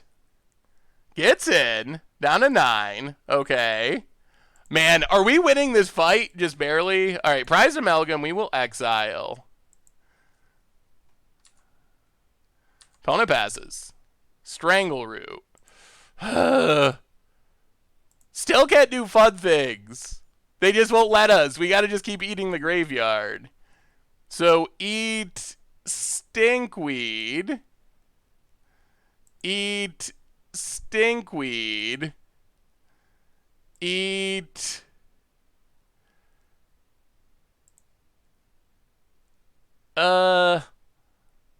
loam? Actually, maybe we stop there. I guess we should eat Thug. Eat Gogari Thug.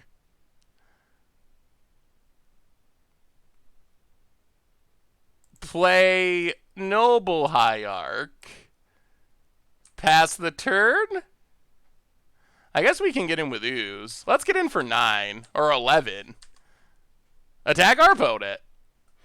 Opponent blocks. Yep. The Ooze is getting big. Thug.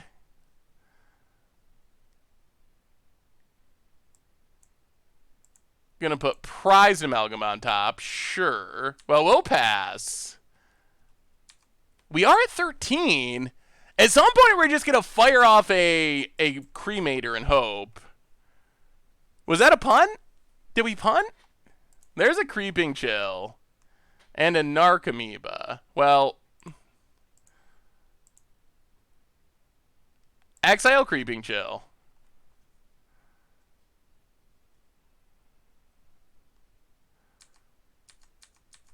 Stay at 13. Narcomoeba, sure. So opponent's going to get back a bunch of stuff from the graveyard. They're running low on cards, though. Hey, what's up, Marvarez? How are you tonight? I want to just kill our opponent with Cremator, but our opponent's not making it easy. Loams back some lands. Plays a land. Here comes Blood Gas. Yep. Many, many Blood Gas, which will get many, many prized amalgams.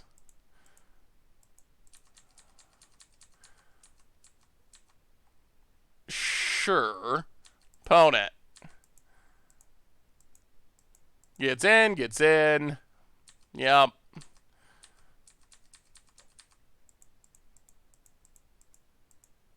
Down to 11. A million prized amalgams.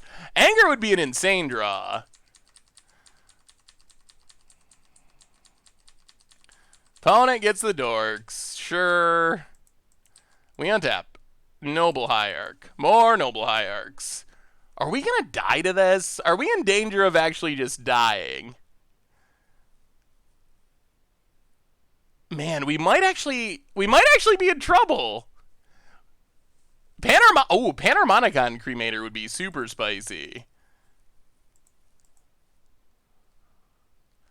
Well,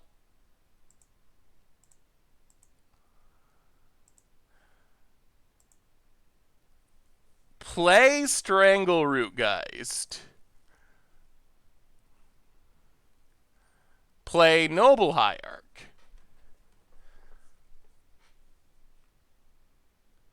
Pass the turn.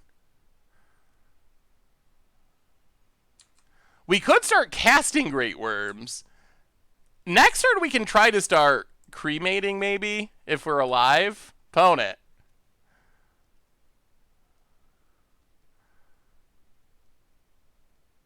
I mean, they're getting close to just milling out. They got to stop dredging at some point. No dredge. Man, this is a crazy game.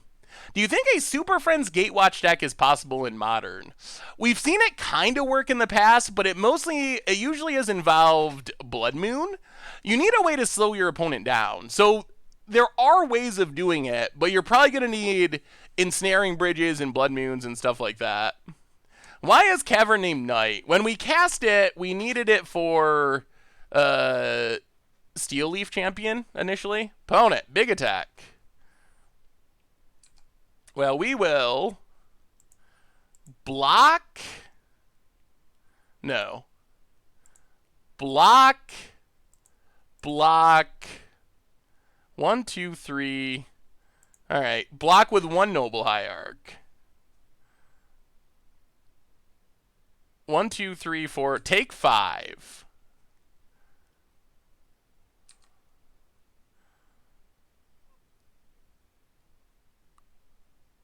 Eat Bloodghast.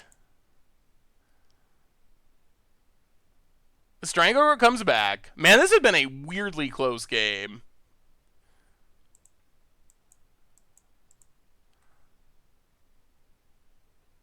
Okay. What do you got about it? All right, opponent's passing. So now we eat Prized Amalgam. Eat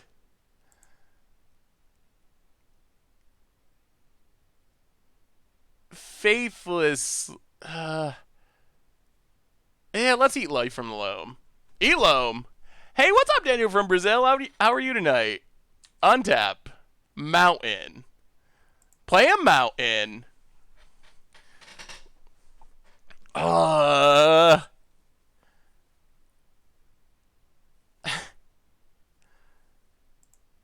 Let's see if we can get lucky.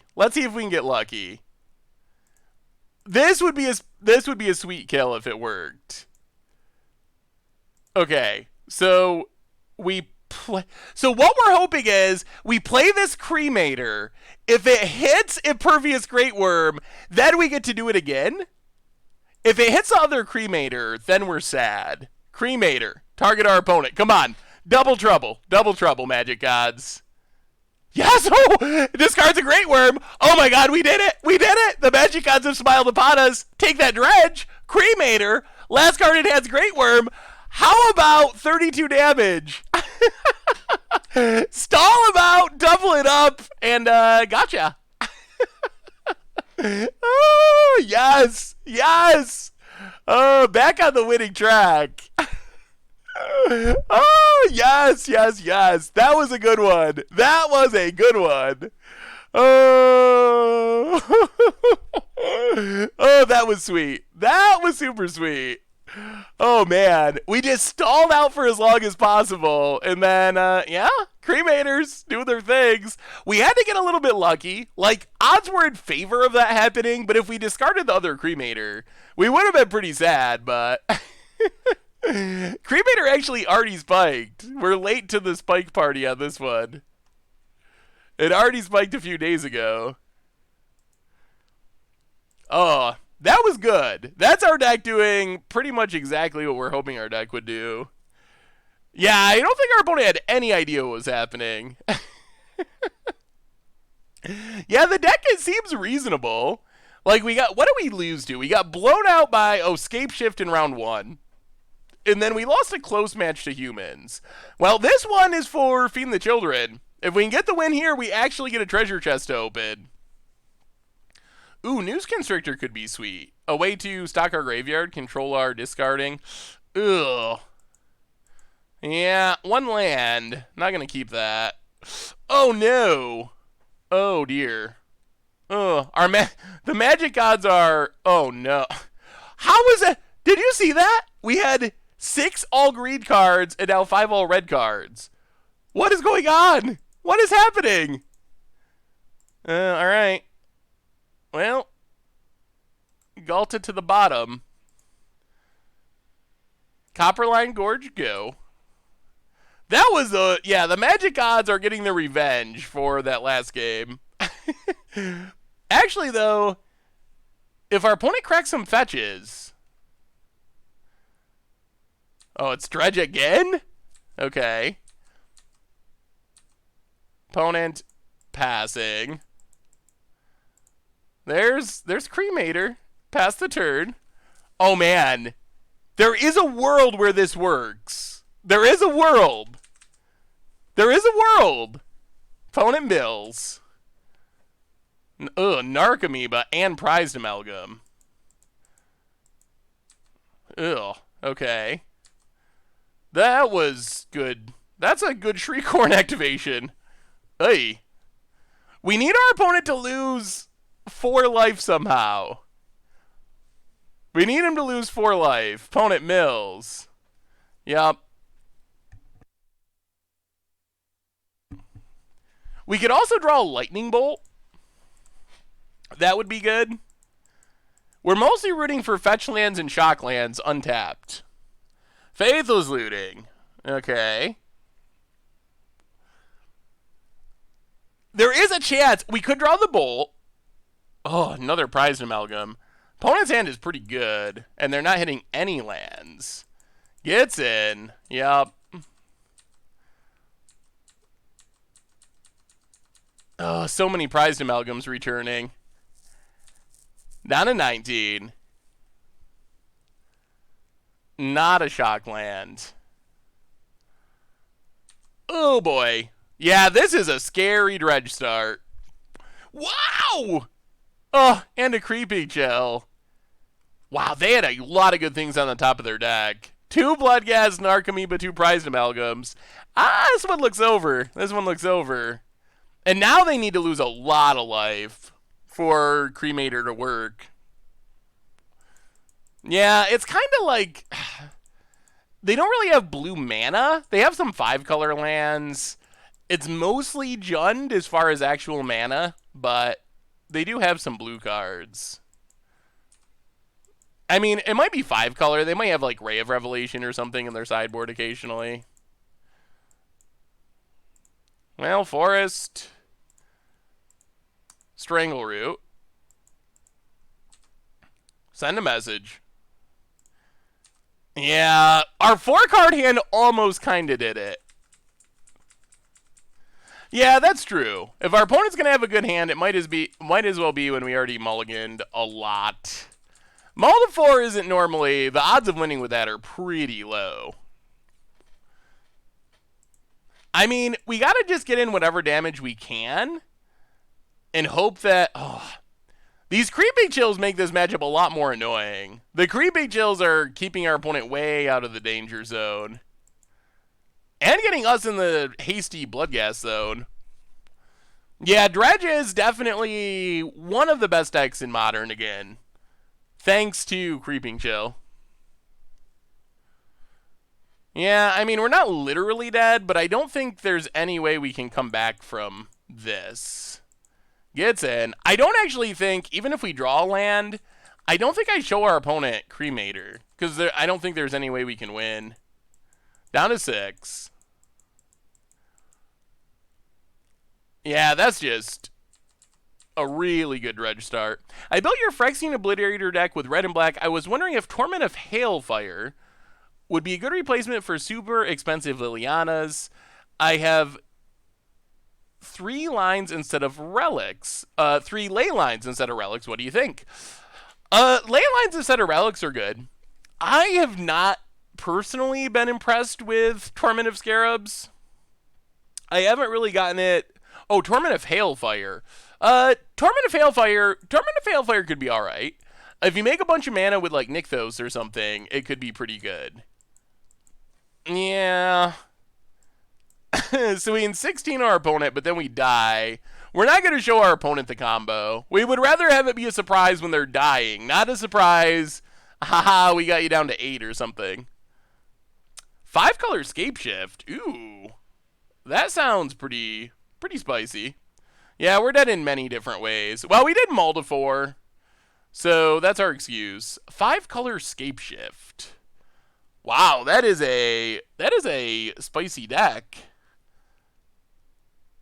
Man, I'm excited to play more 5 colors, especially after we get the winner set. Scapeshift Tetova seems really fun. Mutani, another good payoff. Mending of Dominary to get the lands back. That looks pretty fun. I have not played any Scape Shift decks in Standard, so I'm not sure how, like, competitive it would be, but it's a really cool idea. All right, let's bring in our Graveyard Hate, bring in our Anger of the Gods, bring in the Scavenging Ooze, go down Ferox, go down Surrak, go down Magus of the Moon, go down a couple Lightning Bolts, and yeah, let's go Caldera Helion again. I think this is fine. This is about as good as it gets. Maybe Kitchen Finks over a Steel Leaf. Opponent doesn't have very good blockers. We mostly just need to combo kill them. Graveyard Hate and combo kill. Well, I guess Finks dies to Anger. Let's keep it like that. Hey, said they built this deck for F&M tomorrow if my cards come in time. Just so you know, you can reduce the cost like Baral and decrease the cost of buyback. Ooh, let me take a look, Magic Alex. Sounds interesting. All right, we get to play first. Let's get a better hand. Well, okay.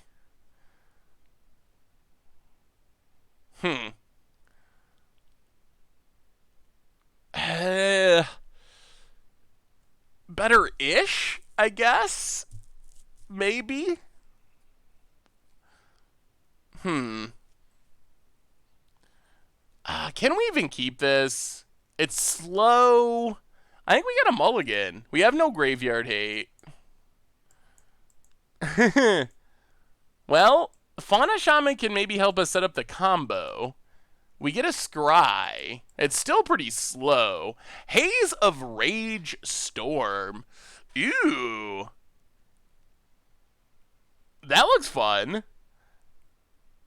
Haze of Rage can definitely do some pretty massive pumping. That looks really interesting, Magic Alex. I like it.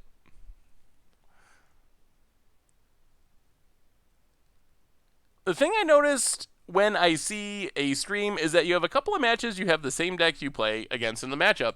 Yeah, that's pretty common. That's actually one of the reasons that I don't always, I guess we'll keep that. Ooh, Scavenging Ooze. We will definitely keep Scavenging Ooze.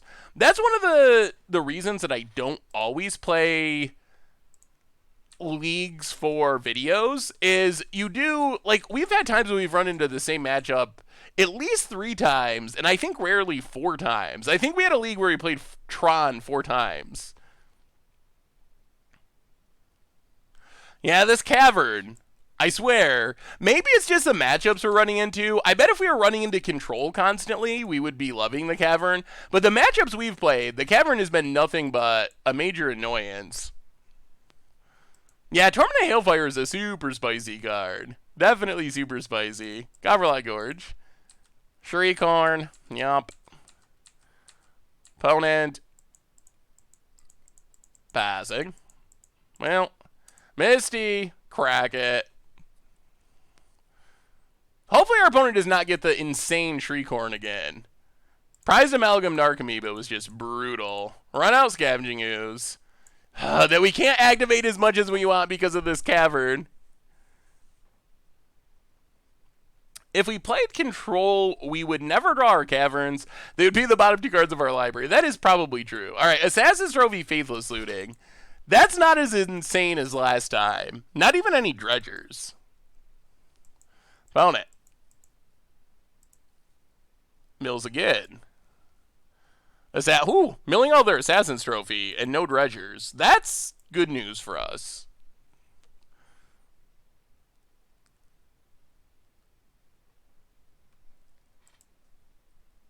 Yeah, so that's the downside of leagues. Occasionally you get very repetitive matchups. Other times you don't. Other times you just play a whole bunch of matchups.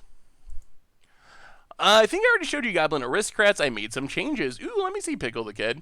So is anyone playing Magic this weekend? I know there's a GP. Plus there's always local stuff, F&Ms and the like. Cathartic Reunion. Sure. Opponent passing. Ooh, there's a Cremator too. Well, play Cavern on Shaman. Play Fauna Shaman, which is a Shaman. Pass the turn. Leave up one Ooze activation. See what our opponent mills. Goblin Aristocrats seems like a fun plan. Knucklebone Witch actually seems really good in an Aristocrat style deck. Seems really fun. Next weekend is my Ravnica weekend. Sweet.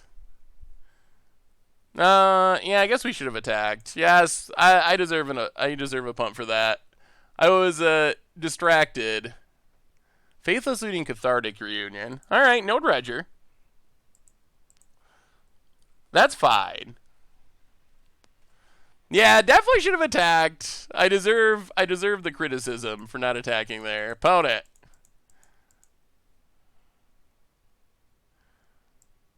Do they have a Dredger and Cathartic Reunion? That's less exciting. They do.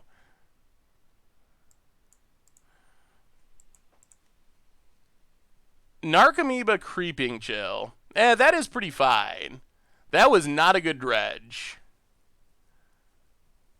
So we just exile Creeping Chill. Opponent can have the Narcomoeba. I guess we gotta actually spend green. Get rid of Creeping Chill. Opponent's not doing much of anything. What is my favorite walker? Maybe... I think Venser is my all-time favorite. I do also like Tezzerets. So opponent gets a 1-1. This dredging has been way worse than their last dredging. And they're back to no Dredger in the graveyard, and their Shriekhorns run out. All right, things are looking up. Things are looking up for the good guys. Do you think Sultai Madrotha, like the budget one you made, can work in Standard? Not many cards rotated, but I feel the loss of Benefaction of Ronas has really hurt that one. I think that loss of Benefaction of Ronas definitely does hurt. I think you can still play Madrotha. One of the downsides of Madrotha, though, is... Ooh, we draw land. All right, well, play the land.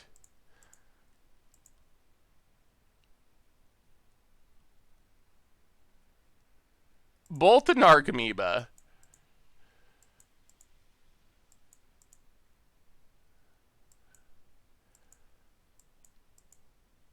Go to combat. We're just going to try to set up the win for next turn. Go attacking. Hit our opponent.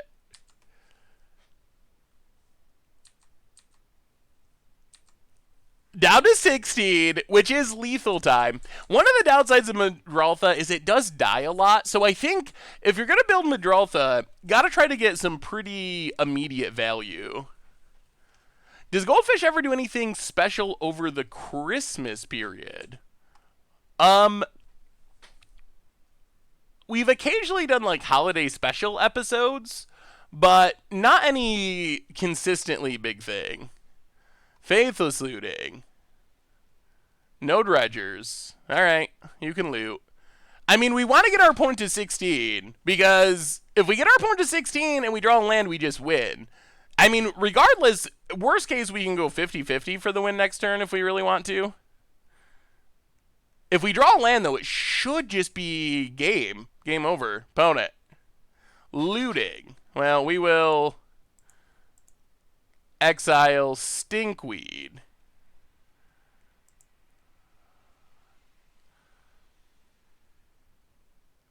Yup. Oh, this start has been a lot slower for our opponent.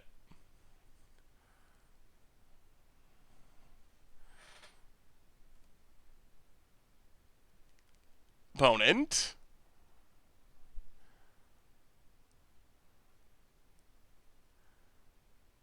I know it's probably the last thing you want to talk about, but how do you feel about the Todd Stevens controversy? I definitely feel bad for the victims and hope that that things work out for them and that they can feel safe and welcome in the community. As far as Todd itself, I don't really know. I mean, I know Todd from like doing the Brew Crew and through Twitter, but I've never actually met Todd in real life. So, I mean, I can't really I can't really speak to the type of person he is or anything because I really don't know him outside of like magic stuff on the internet and stuff. So definitely a sad situation. We played this a long time ago, or something similar a long time ago with before Impervious Great Worm. It was one of our infamous small Japanese tournament decks on Mucha Brew. Still have not played Dragons in Legacy. All right, come on, land. Land for the literal game. It's a land? All right, got him. We got him. Our deck's doing what it wants to do. And Cremate, yeah. Let's see if we get a response. In all caps, response. Opponent's at 15. Opponent is now at -1.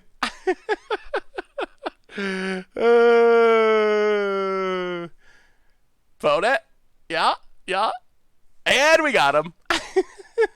This deck offers just so much weird explosion that you don't normally expect from a random green-red creature deck. There's just this weird explosive element where all of a sudden, boom, you win out of nowhere, which, yeah, it is more consistent than you think. And I remember that when we played it on Mucha Brew, like, we went into it thinking, oh, this is some joke of a deck, and I think we went like 4-1. And we were like, oh my god, this actually is like a pretty good thing. So the steel stuff against the odds deck, it's really fun.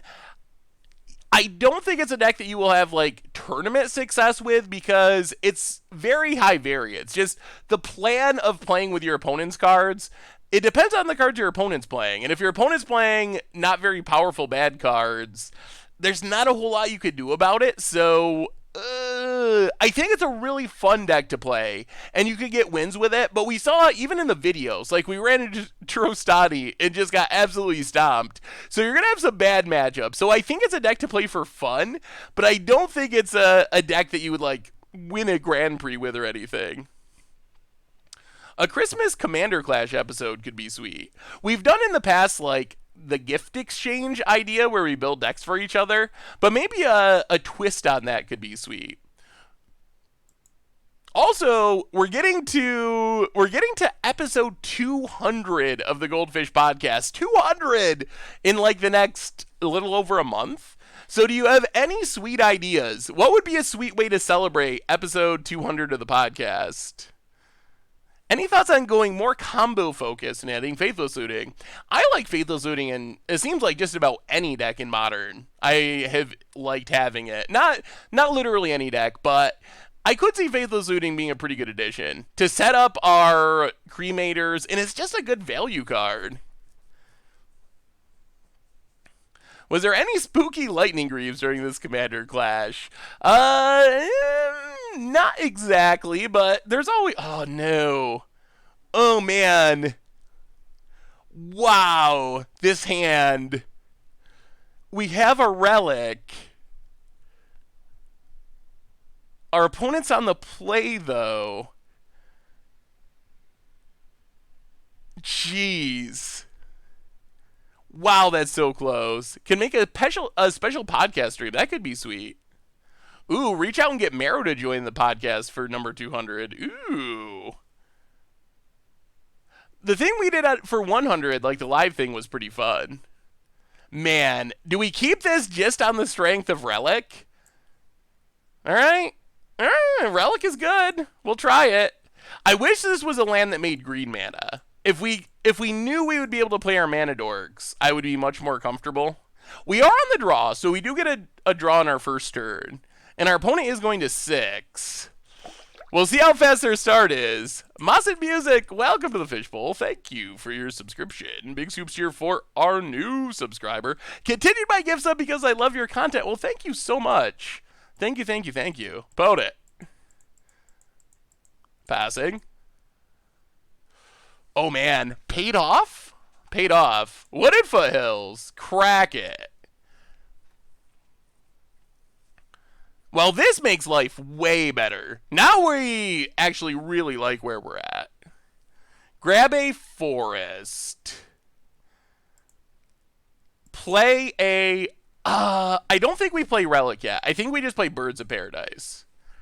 Relic isn't going to save us from a big dredge anyway, because our opponent's going to have too many cards in the graveyard. So if we can dodge this one turn of our opponent going crazy, then Relic can start doing work. And we have the Cremators. If we draw into some big stuff, we got a chance. We got a chance to feed the kids. We do.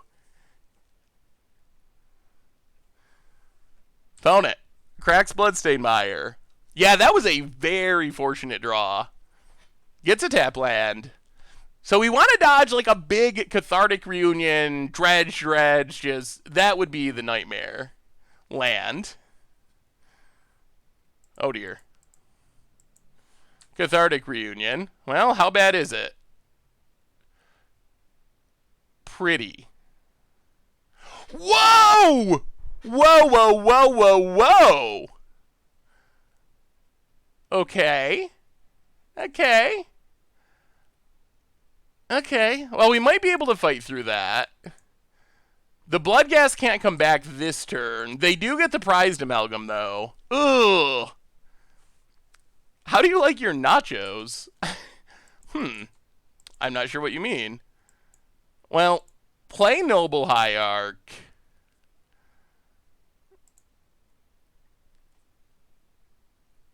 Play a mountain. Play Relic.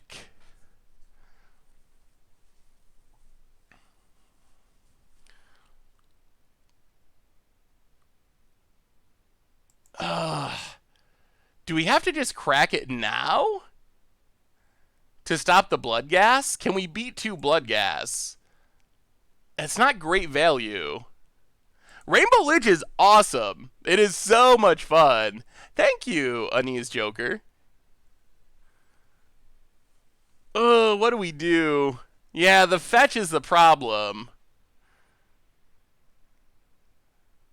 We can wait till, like, draw step. Yeah, let's draw step it. So pass the turn, stop on our opponent's draw step. I guess I don't... That probably doesn't matter. They don't have a Shriekhorn or anything.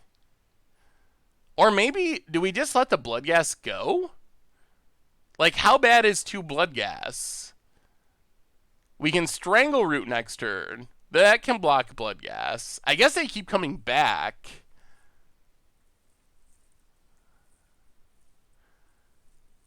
Well, the problem is with a fetch land. If they draw a fetch land, then they get to get them back no matter what. Well, we might as well exile a card. Maybe the Bloodghasts are not the end of the world? I'm having trouble grasping the concept of the Lich deck. Could you help me out a little? Well, there is a Goldfish Gladiators for the Lich deck going up tonight, and I kind of, in the deck tech part of it, I really walk through the combo very carefully. So I think that might be the way to go. So keep an eye out for that, and that might be the perfect solution. All right.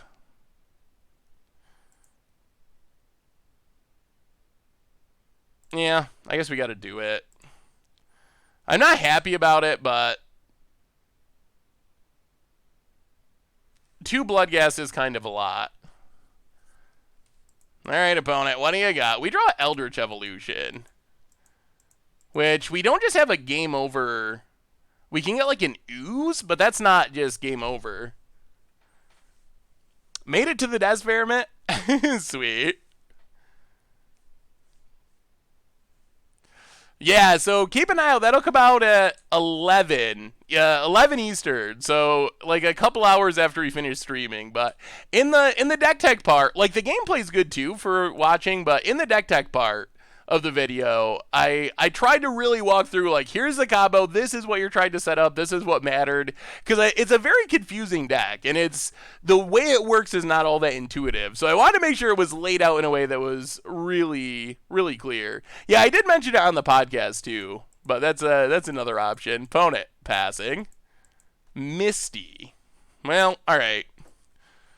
I guess we play Tireless Tracker.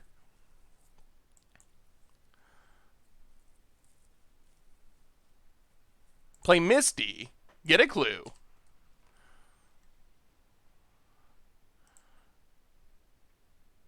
Crack Misty.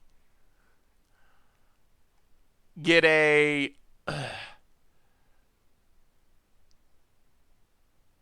Forest. Get a clue.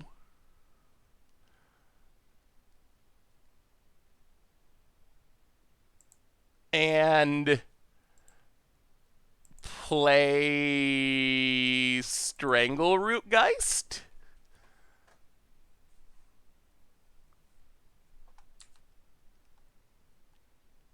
Do we get in with Geist? We hit for 3. Yeah, let's get in. Hit our opponent. This puts him to 16, which puts our opponent in the jank him out range if we draw Impervious Great Worm. So hit our opponent down to 16. They got no graveyard at the moment. Pass the turn. And then we can't just block with Tireless Tracker, actually. And we might actually just do that. Opponent. Uh-oh. Ooh. Oh, no. Oh, no. That was the worst thing that could happen. That's not good. Lightning Axe discards Stinkweed. Uh-oh. Well, okay. That was not a devastating dredge, but they have Faithless Lootings now. Uh-oh. What's your favorite mechanic ever? Oh, that's a tough question. Looting. Here comes the dredges. How dead are we? Oh, not very. Not very at all. Only one dredge out of it. Okay, staying alive. Staying alive. Yup. That's good news. Opponent, gonna get in. Yup, down to 10. Oh, we got a chance. We got a chance. I don't know what my favorite mechanic of all time is. It's definitely not banding. Another Eldritch Evolution. Well, let's Eldritch Evolution. Actually, let's attack first. It's less damage, but we have a blocker back. So, get in with Strangleroot for 3. Hit our opponent. This might be working. Down to 13. Have you ever thought about trying the 3-drop green guy that fetches something 6 CMC or more? Seems loose, but can get your big guys and be evolutioned away. That card is really cool. The problem is, it's actually not modern legal. I think it could be a really good fit in the deck, but for some reason, it's never been printed in modern. So Eldritch Evolution, get back Geist. And I think we just got to take Ooze? Yeah, take Ooze. And then eat Stinkweed. Eat Stinkweed. So no more Dredgers. Back up to 12. Pass the turn. And maybe this deck is just really good against Dredge. Man, I'm stuck on what my favorite mechanic is. Flashback is a good one. What's a mechanic that I just absolutely loved? Phone it. Thinking. I think it's Fierce Epitaph, something like that. Oh, man. Cathartic Reunion, but no Dredgers. Discards a Bloodghast.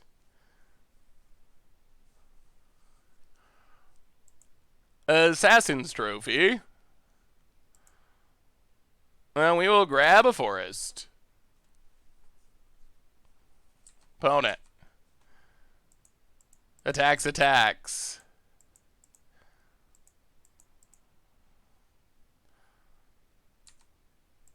Well, let's...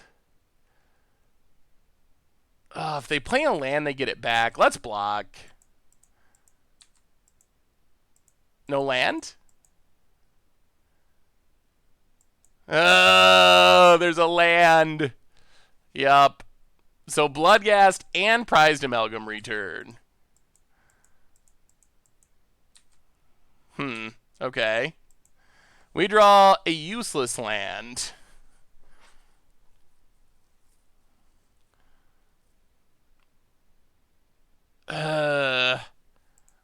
Well...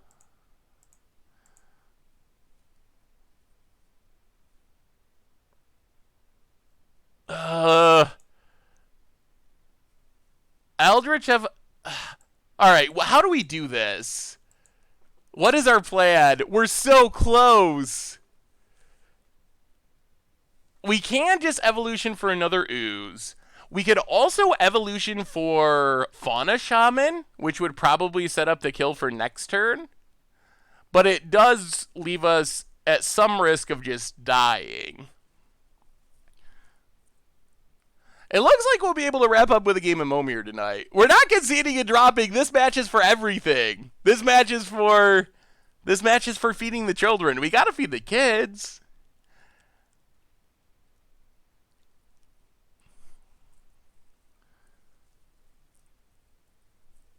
The problem is we take a lot of damage. I think we gotta get ooze. I think we do. So Eldritch Evolution.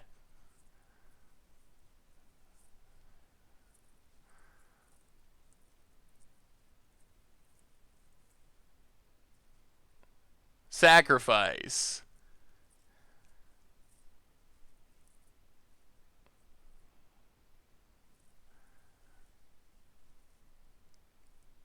Ooze number 2. Eat Faithless Looting. Play Copperlight Gorge, pass the turn. This is how we won last time against Reg. Proliferate, I don't know if Proliferate's my favorite mechanic. It is a good mechanic. I really like cycling. It might actually just be cycling, now that I think of it. That's not like a super spicy mechanic, but cycling just makes Magic so much more fun and so much more consistent. Burning Tree Emissary fixes your mana, and it's free to cast when you draw it, so it works well with the combo. Ooh. Wait, what combo are we talking about? Firemind's Research Nexus. That sounds sweet. Opponent.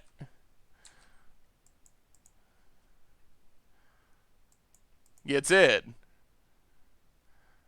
We take 1. Yup. Down to 10. Firemind's Research Nexus. Ooh, Wand of Vertebrae. So the idea is to get all the way down to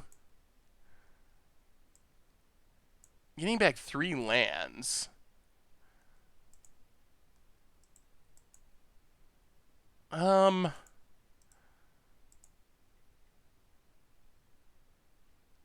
let's exile 1.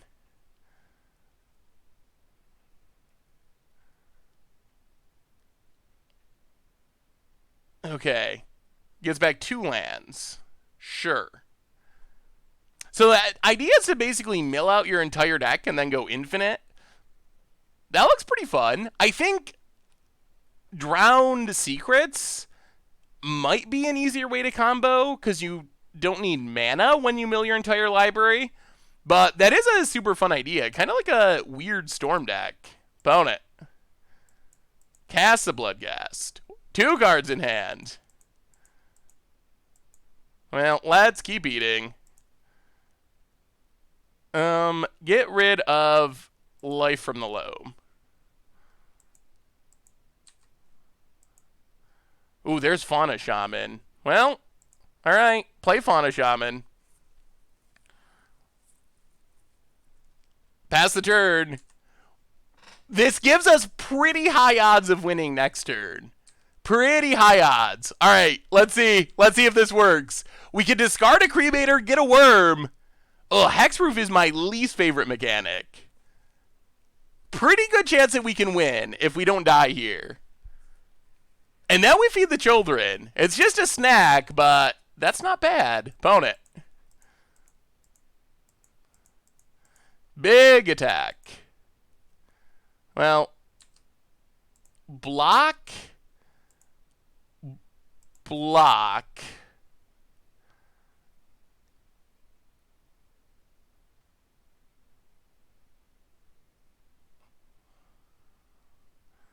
I kind of want the bird mana. 1, 2, 3, 4, 5. Yeah, we're going to block with it. Do some eating. Eat a Noble Hierarch.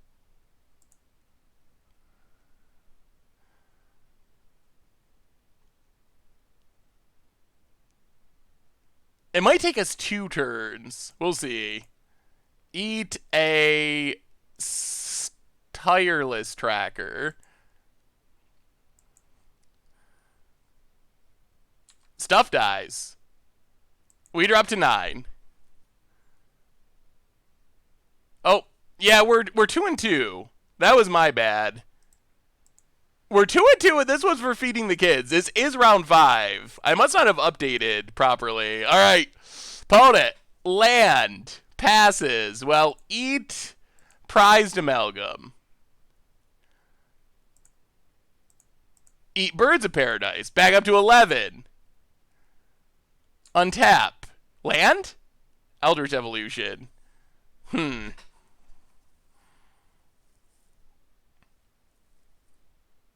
That doesn't do it. So we don't just win.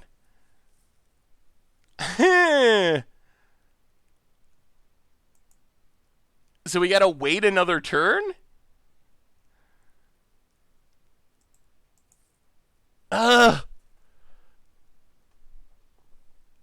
6, 7, 8.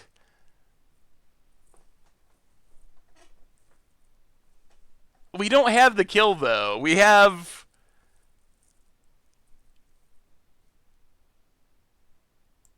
We have a chance for the kill. We have a 50-50 chance for the kill. The problem is we're in such good shape, I don't know if we even take a 50-50 chance. Like, if we can get a 100% chance next turn...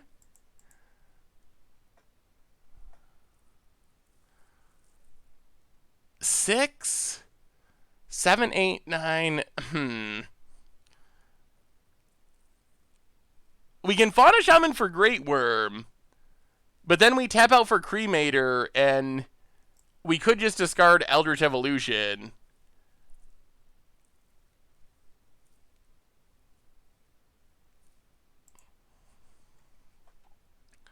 Six, 7, 8, 9, 10.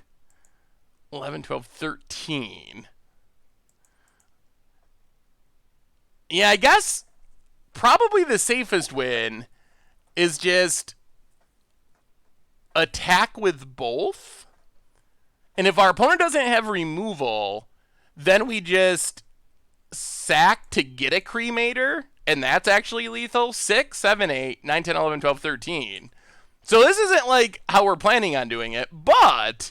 Hostafarian, welcome to the Fishbowl. Thank you for your subscription. Big scoops cheer for our new subscriber. So hit our opponent. Yeah, we might as well gain a life. Gain a life. Gain a life. So hit our opponent for a bunch. And then, yeah, just Eldritch Evolution. Sack Fauna Shaman. And Cremator discards Cremator, and that should do it. Pro Freak, welcome to the Fishbowl. Thank you for your subscription. Big soups here for our new subscriber. Well, this isn't the super exciting kill, but We'll take it. Like, it works. Cremator discarding for 5 damage. That's still good enough. That's still a good enough way to win the game. And the kids are eating.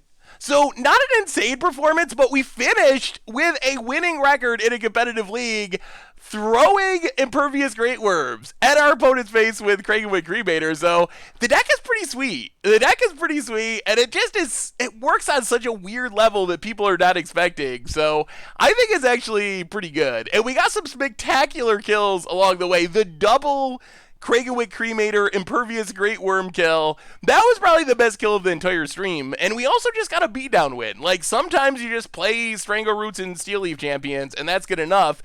And then we definitely had some really surprised opponents that did not see the win coming. So, worked out pretty well. Not bad, not bad. And as a result, we get to feed the kids with one treasure chest for the children. So, let's crack it open, see what we get. One chest. Complete set. Give us that complete set. Please? Ooh, Platinum Angel. Cryptolith Rights was also a sweet card. I wonder if we'll play that one in Modern eventually. Platinum Angel's shown up a few times in different decks. It's pretty good. Not bad. The big new addition is actually Impervious Great Worm. It's a really good discard card. Also, like Nullhide Ferox is in there, but Impervious Great Worm and also Galta.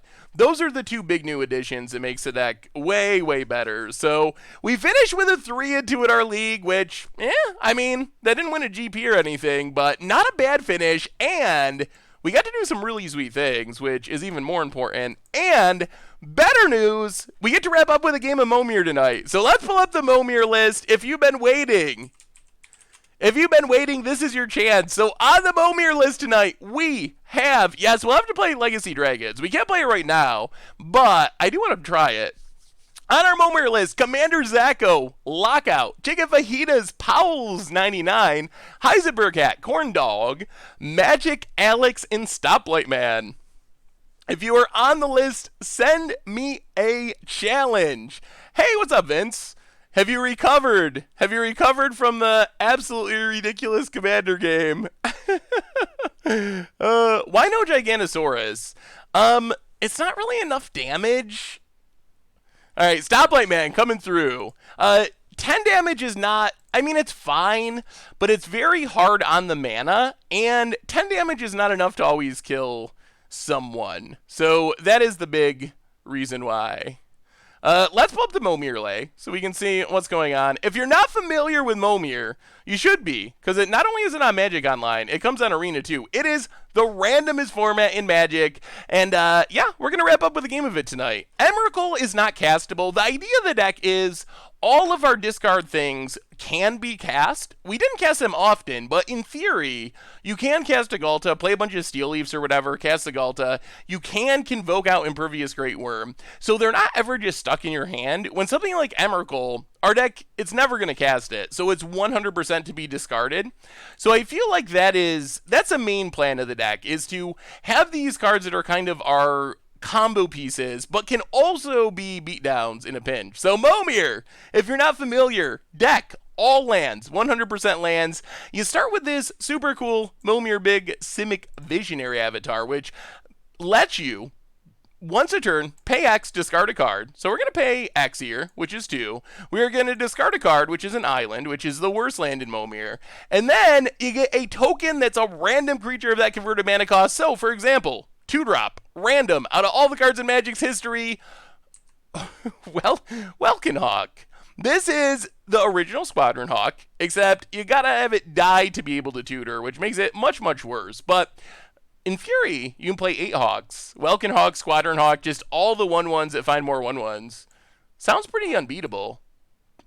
There you go, Vince. New Legacy deck.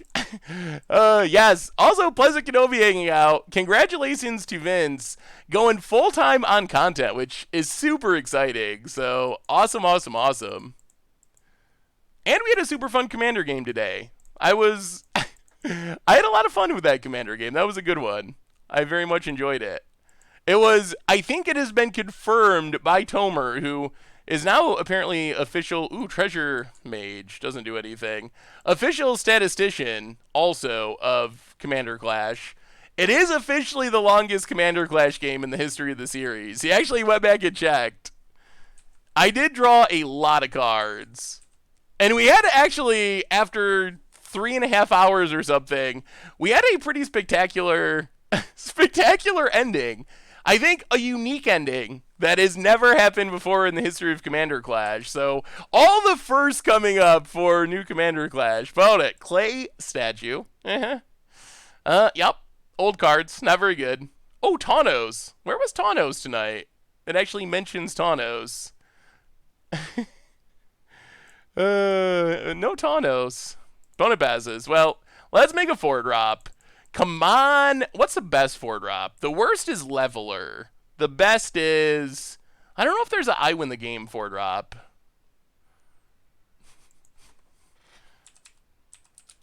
Ooh. Well, I don't know if this is the best, but Falconwrath Aristocrat's pretty reasonable. We even have a treasure mage to sack, which is a human.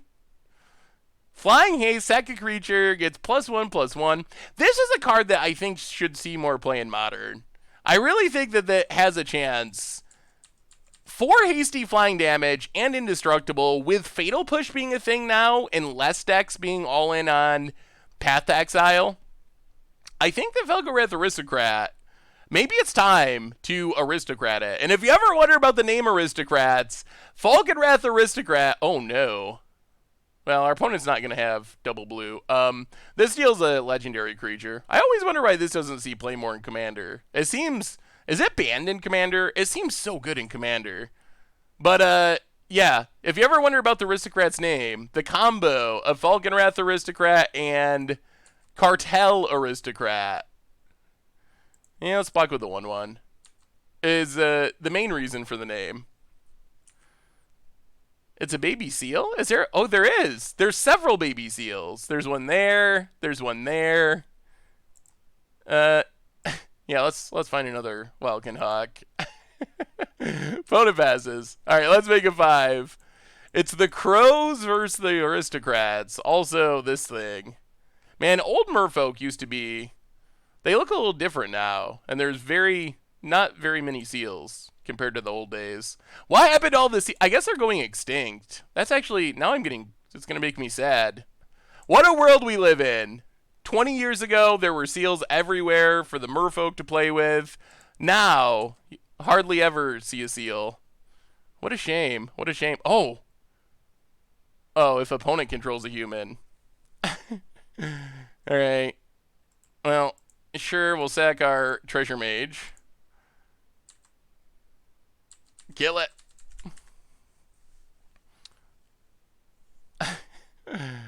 That does kind of look like a club. Is it nah, let's not go there. Clubbing, poor seals. Let's just leave it at that. Poor seals. Bone it. Ooh. Abomination of Goodle. Goodle. Goodle. Alright. That's a blocker for our Aristocrat. Hopefully we don't hit big legends and our opponent hits blue mana. Bone it. Bazes. How's the art on this one? Yeah, that's a good horror. This one, yeah, those are Innistrad vampires. Looks fine. Also, Steve Argyle. Sweet. Alright, let's make a 6 so we can critique the art. What do we get? Discard the island. Something good. Please. Okay, I guess it's ramp. Princess Lucrezia. Yeah?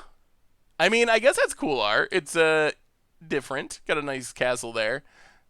Do we want to attack? We'd have to sack Night Reveler. Well, let's attack with Bolt. Well, is this a human? It is a human. Whenever it deals combat damage, you may draw a card. Yeah, let's attack. We're fine with sacking Revelers if it means killing Abomination. I've never really understood the put a mana generating ability on a 6-drop. Like, it seems like such a useless ability. Like, if you play a big ol' 6-drop, do you really want to spend your turns tapping it for mana? That could be a fun commander deck. What would you do with, I guess you could go wizards, princesses, opponent. Oh, it's also a legend for the more flyers. Opponent is not making it easy for us to kill them with Falconwrath Aristocrat, I will say.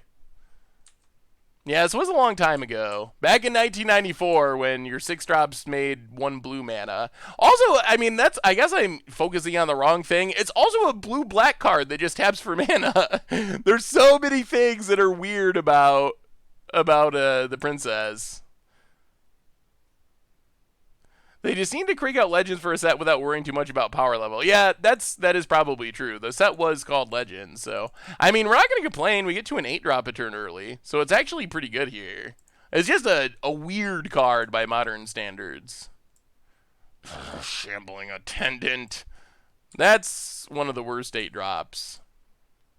Delve, not a great mechanic for Momir. Hey, Donos! We had a clay statue earlier, and we were talking about you. Because you are referenced in the flavor text. I was saying hi.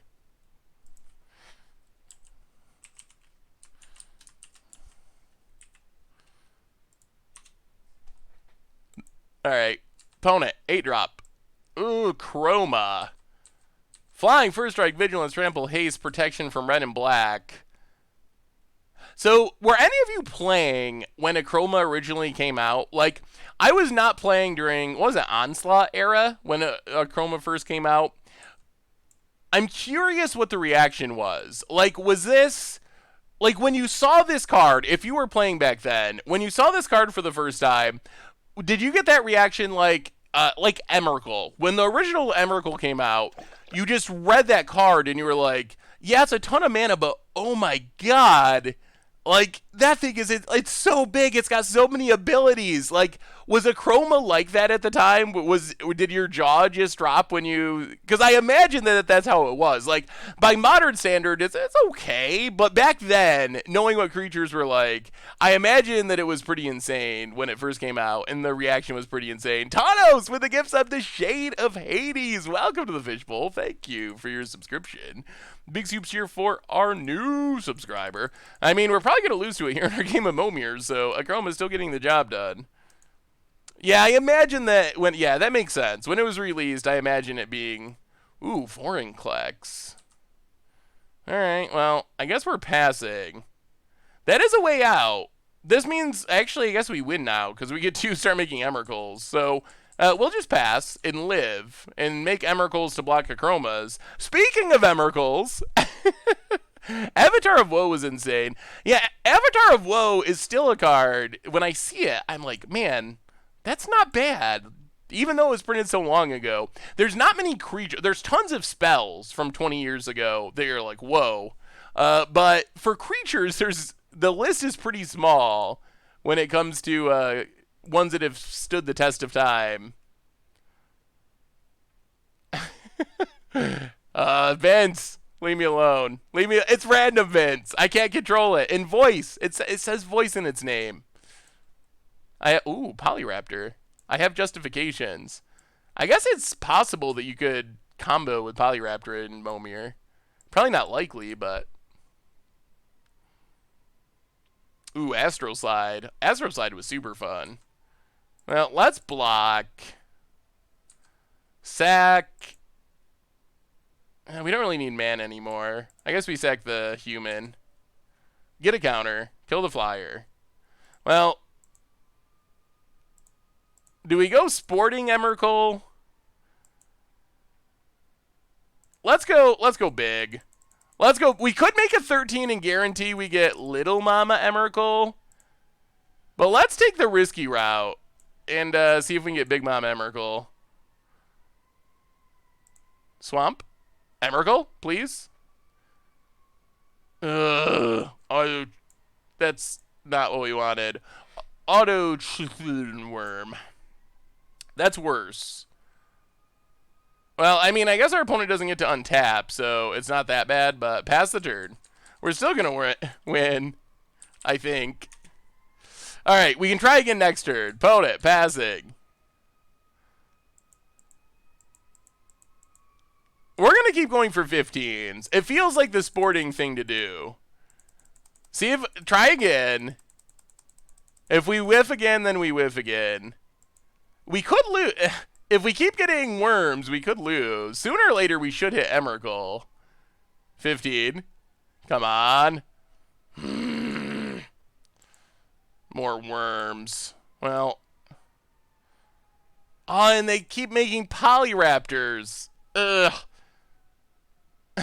Okay, pass the turn. Oh, where's our Evercalls? Are we gonna have to just break down and make a 13 so we don't die to a Chroma? We can't block it. Opponent passes. Opponent chooses to do. All right, we gotta stick to the plan. We gotta try. We've come this far. I feel like this game is not a success. Oh no, undo. This game is not a success unless we hit an Emrakul. If we get Wormtron, then I might just concede in shame. Yes, okay. It took a few shots, but we got there. Big Mama Emrakul, and that should seal the deal. Yeah, there's only two options. It's only Worm and Emrakul, so you know it's one of those two.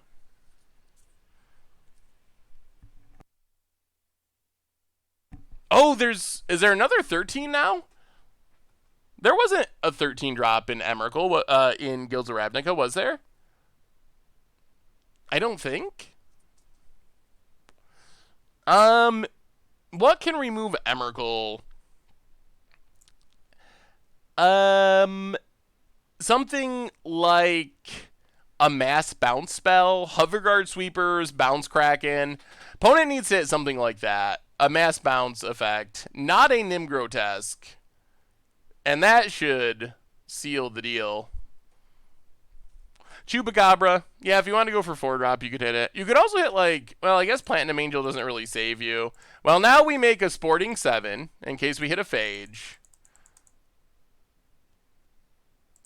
Just in case, if the Magic Gods want us to lose, you got to do the luck check. All right, it's a Mirror Enforcer. So the Magic Gods apparently do want us to win. Get in with Emrakul. Yeah, all right, we'll attack with some worms, too. Get in with all the 15 drops. There's a new Goblin? The CMC on the Buy a Box promo is 10, right? The worm we played, I believe it's 10. 16 for 10 with Convoke. All right, on to game 2. Yeah, we've been worming all over today. Worm was putting in work in our Modern League, and it's putting in work in our Momir match. It's just a worm kind of night. How was everyone's Halloween? I forgot to ask earlier. What was your costume? Did anyone dress as anything super awesome? Hey, see you, Kenobi. Thanks for stopping by. Have a wonderful evening. Did I say we've been worming all over? It is true.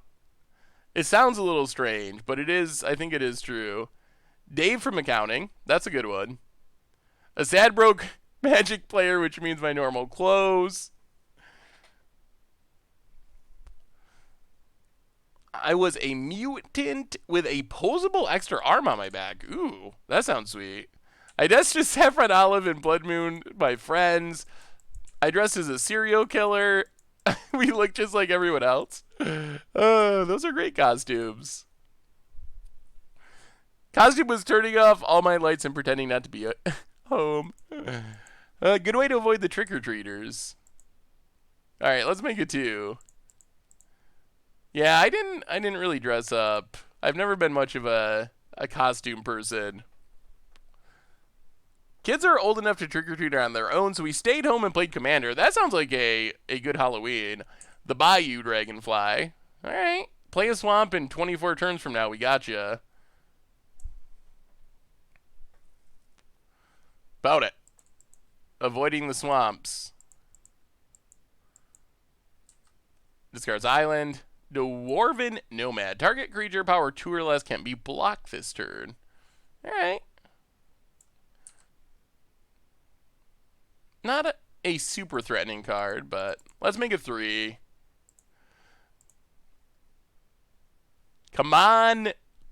I don't even know what we want. Carrion Wall. Well, I guess in the late game that could maybe block something big and regenerate. Hit our boat it. I got a happy birthday from Mark Rosewater. Ooh, well, happy birthday from me as well, Moonrender. That's super awesome. Yeah, we have some decent basics. We used to have the ugliest basics in Momir. They were just random, and it drove me insane. Fenstalker, Fear, as long as you control no untap lands. Ew. Well, hopefully you hit a black creature. That is kind of a clock. Bone it. Passing. Well, come on, black. Something black to block this Fear creature. Or just a big lifelinking flyer. That, ooh.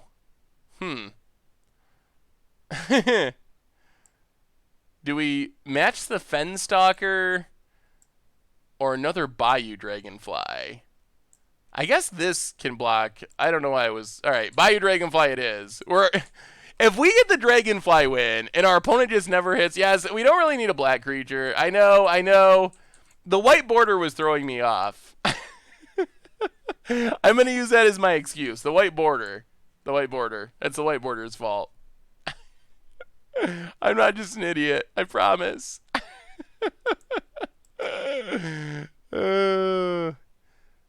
Ooh, Japanese barbecue. That sounds delicious. Ravenous Demon. Sack a human, transform it. Find trample to beating your upkeep, sack a demon. If you can't, ooh boy. Yeah, this one never really saw play, did it? I mean, it sounds good to flip it around into a 9/9, but sack a human or else tap it and take 9. That is a big drawback. Well, it doesn't fly. The Dragonfly plan still online. 11 turns. 11 turn Dragonfly clock. If we win Momir with just Dragonflies, that would be maybe my greatest Magic accomplishment, I think. Odds of us hitting more Dragonflies are pretty low. I guess we could get like a 5-mana clone. Or pollute. Ooh, when it dies, destroy target land. Opponent might not attack into that. Well, get in with the Dragonflies. Doing it. Down to 20. Pass the turn.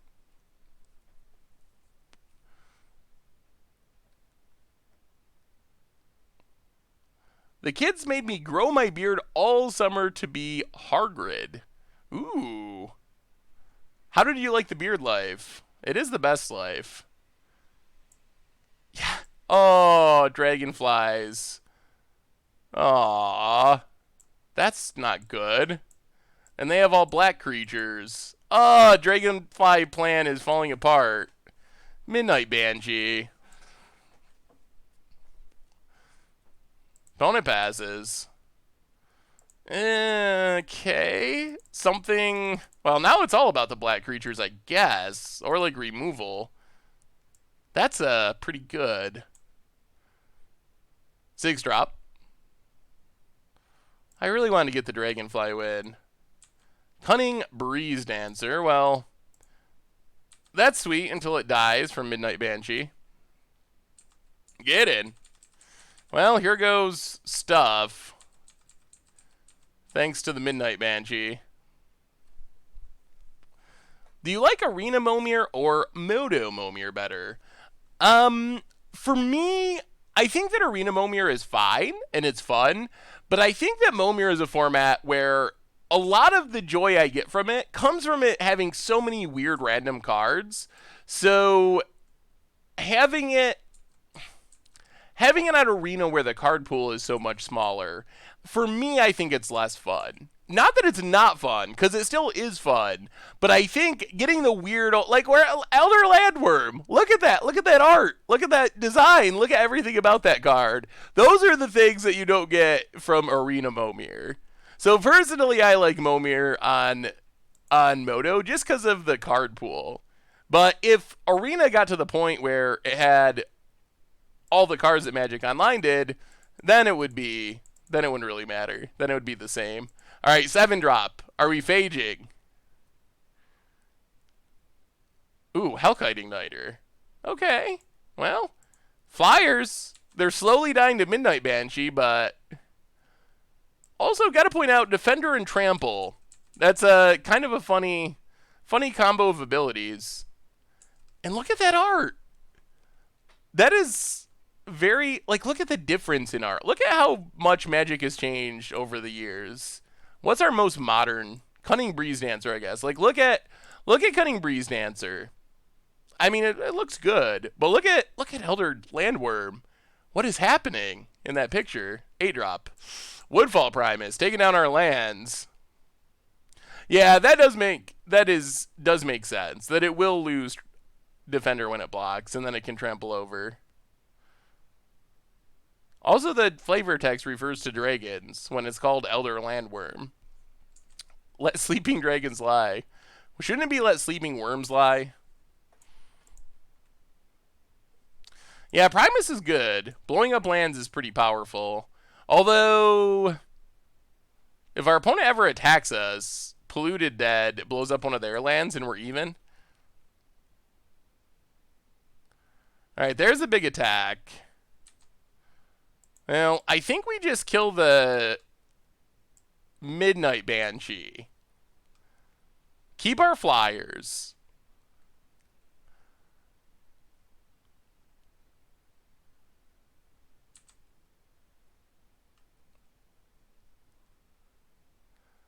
Blow up the swamp. And if we hit a hasty flyer, we just win. Otherwise, our opponent's still in kind of rough shape. Yeah, maybe it's a dragon worm. Vote it. Passes. All right. Play the forest. And yeah, let's make a 7. It could be a phage. We could lose on the spot. 7-drop. Oh, okay. Well, man, we're just the clone game, and that does it. Quicksilver Gargantuan on Hellkite Igniter, and that's the GG's. Well, not bad. Good game, Stoplight Man. Thank you so much for playing. It's always fun. Yeah, so tonight we played a league. Competitive league, went 3-2 with our Craig and Wick Cremators, with our Impervious Great Worms. So the deck, I think it's fairly competitive. It looks a little wonky, but it's actually fairly competitive. Got in some Momir thanks to Stoplight Man, which is always fun. So yeah, I think that pretty much brings us to the end for tonight. Thank you again, Stoplight Man. It was super fun. No chest openings tonight. Maybe next time. So what do we got coming up? First off, Replay YouTube. That's where you can find all the old streams, including this one. Also in the future. Also, normal YouTube.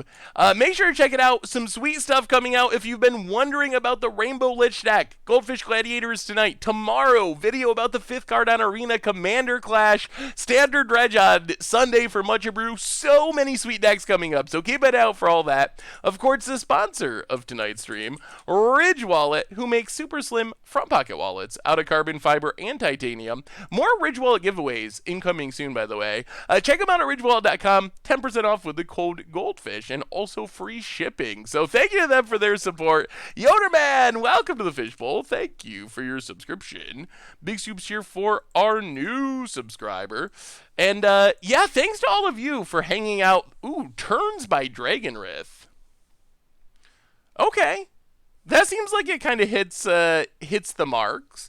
All the extra turns. Card Temporal Sundering, Nexus of Fate, lots of legendary sorceries, lots of legendary creatures. Wrath Compassion, Card Temporal Sundering, that is pretty spicy. I think if you don't get run over in the early game and survive, it seems like the deck can go pretty crazy. Urza's Ruinous Blast definitely helps, so that might be enough. That would be the only thing I would say. If you can find a way to sneak in a couple of early game removal spells, might be worth it, but looks really fun. Anyway, everyone, I think that does it for tonight. So thank you so much for hanging out and watching. You all are amazing. I love you all. Have a wonderful weekend, whether you're magicking or not magicking. We will be back on Tuesday with another one. So until then, Sarv Demir Mastermind, thank you for your subscription. Welcome to the Fishbowl. Big scoops here for our new subscriber. We finished 3-2 with Cremator and did some super spectacular things. So anyway, have a wonderful evening, everyone. I love you all. Have a great weekend, and yeah, I'll see you on Tuesday for another one.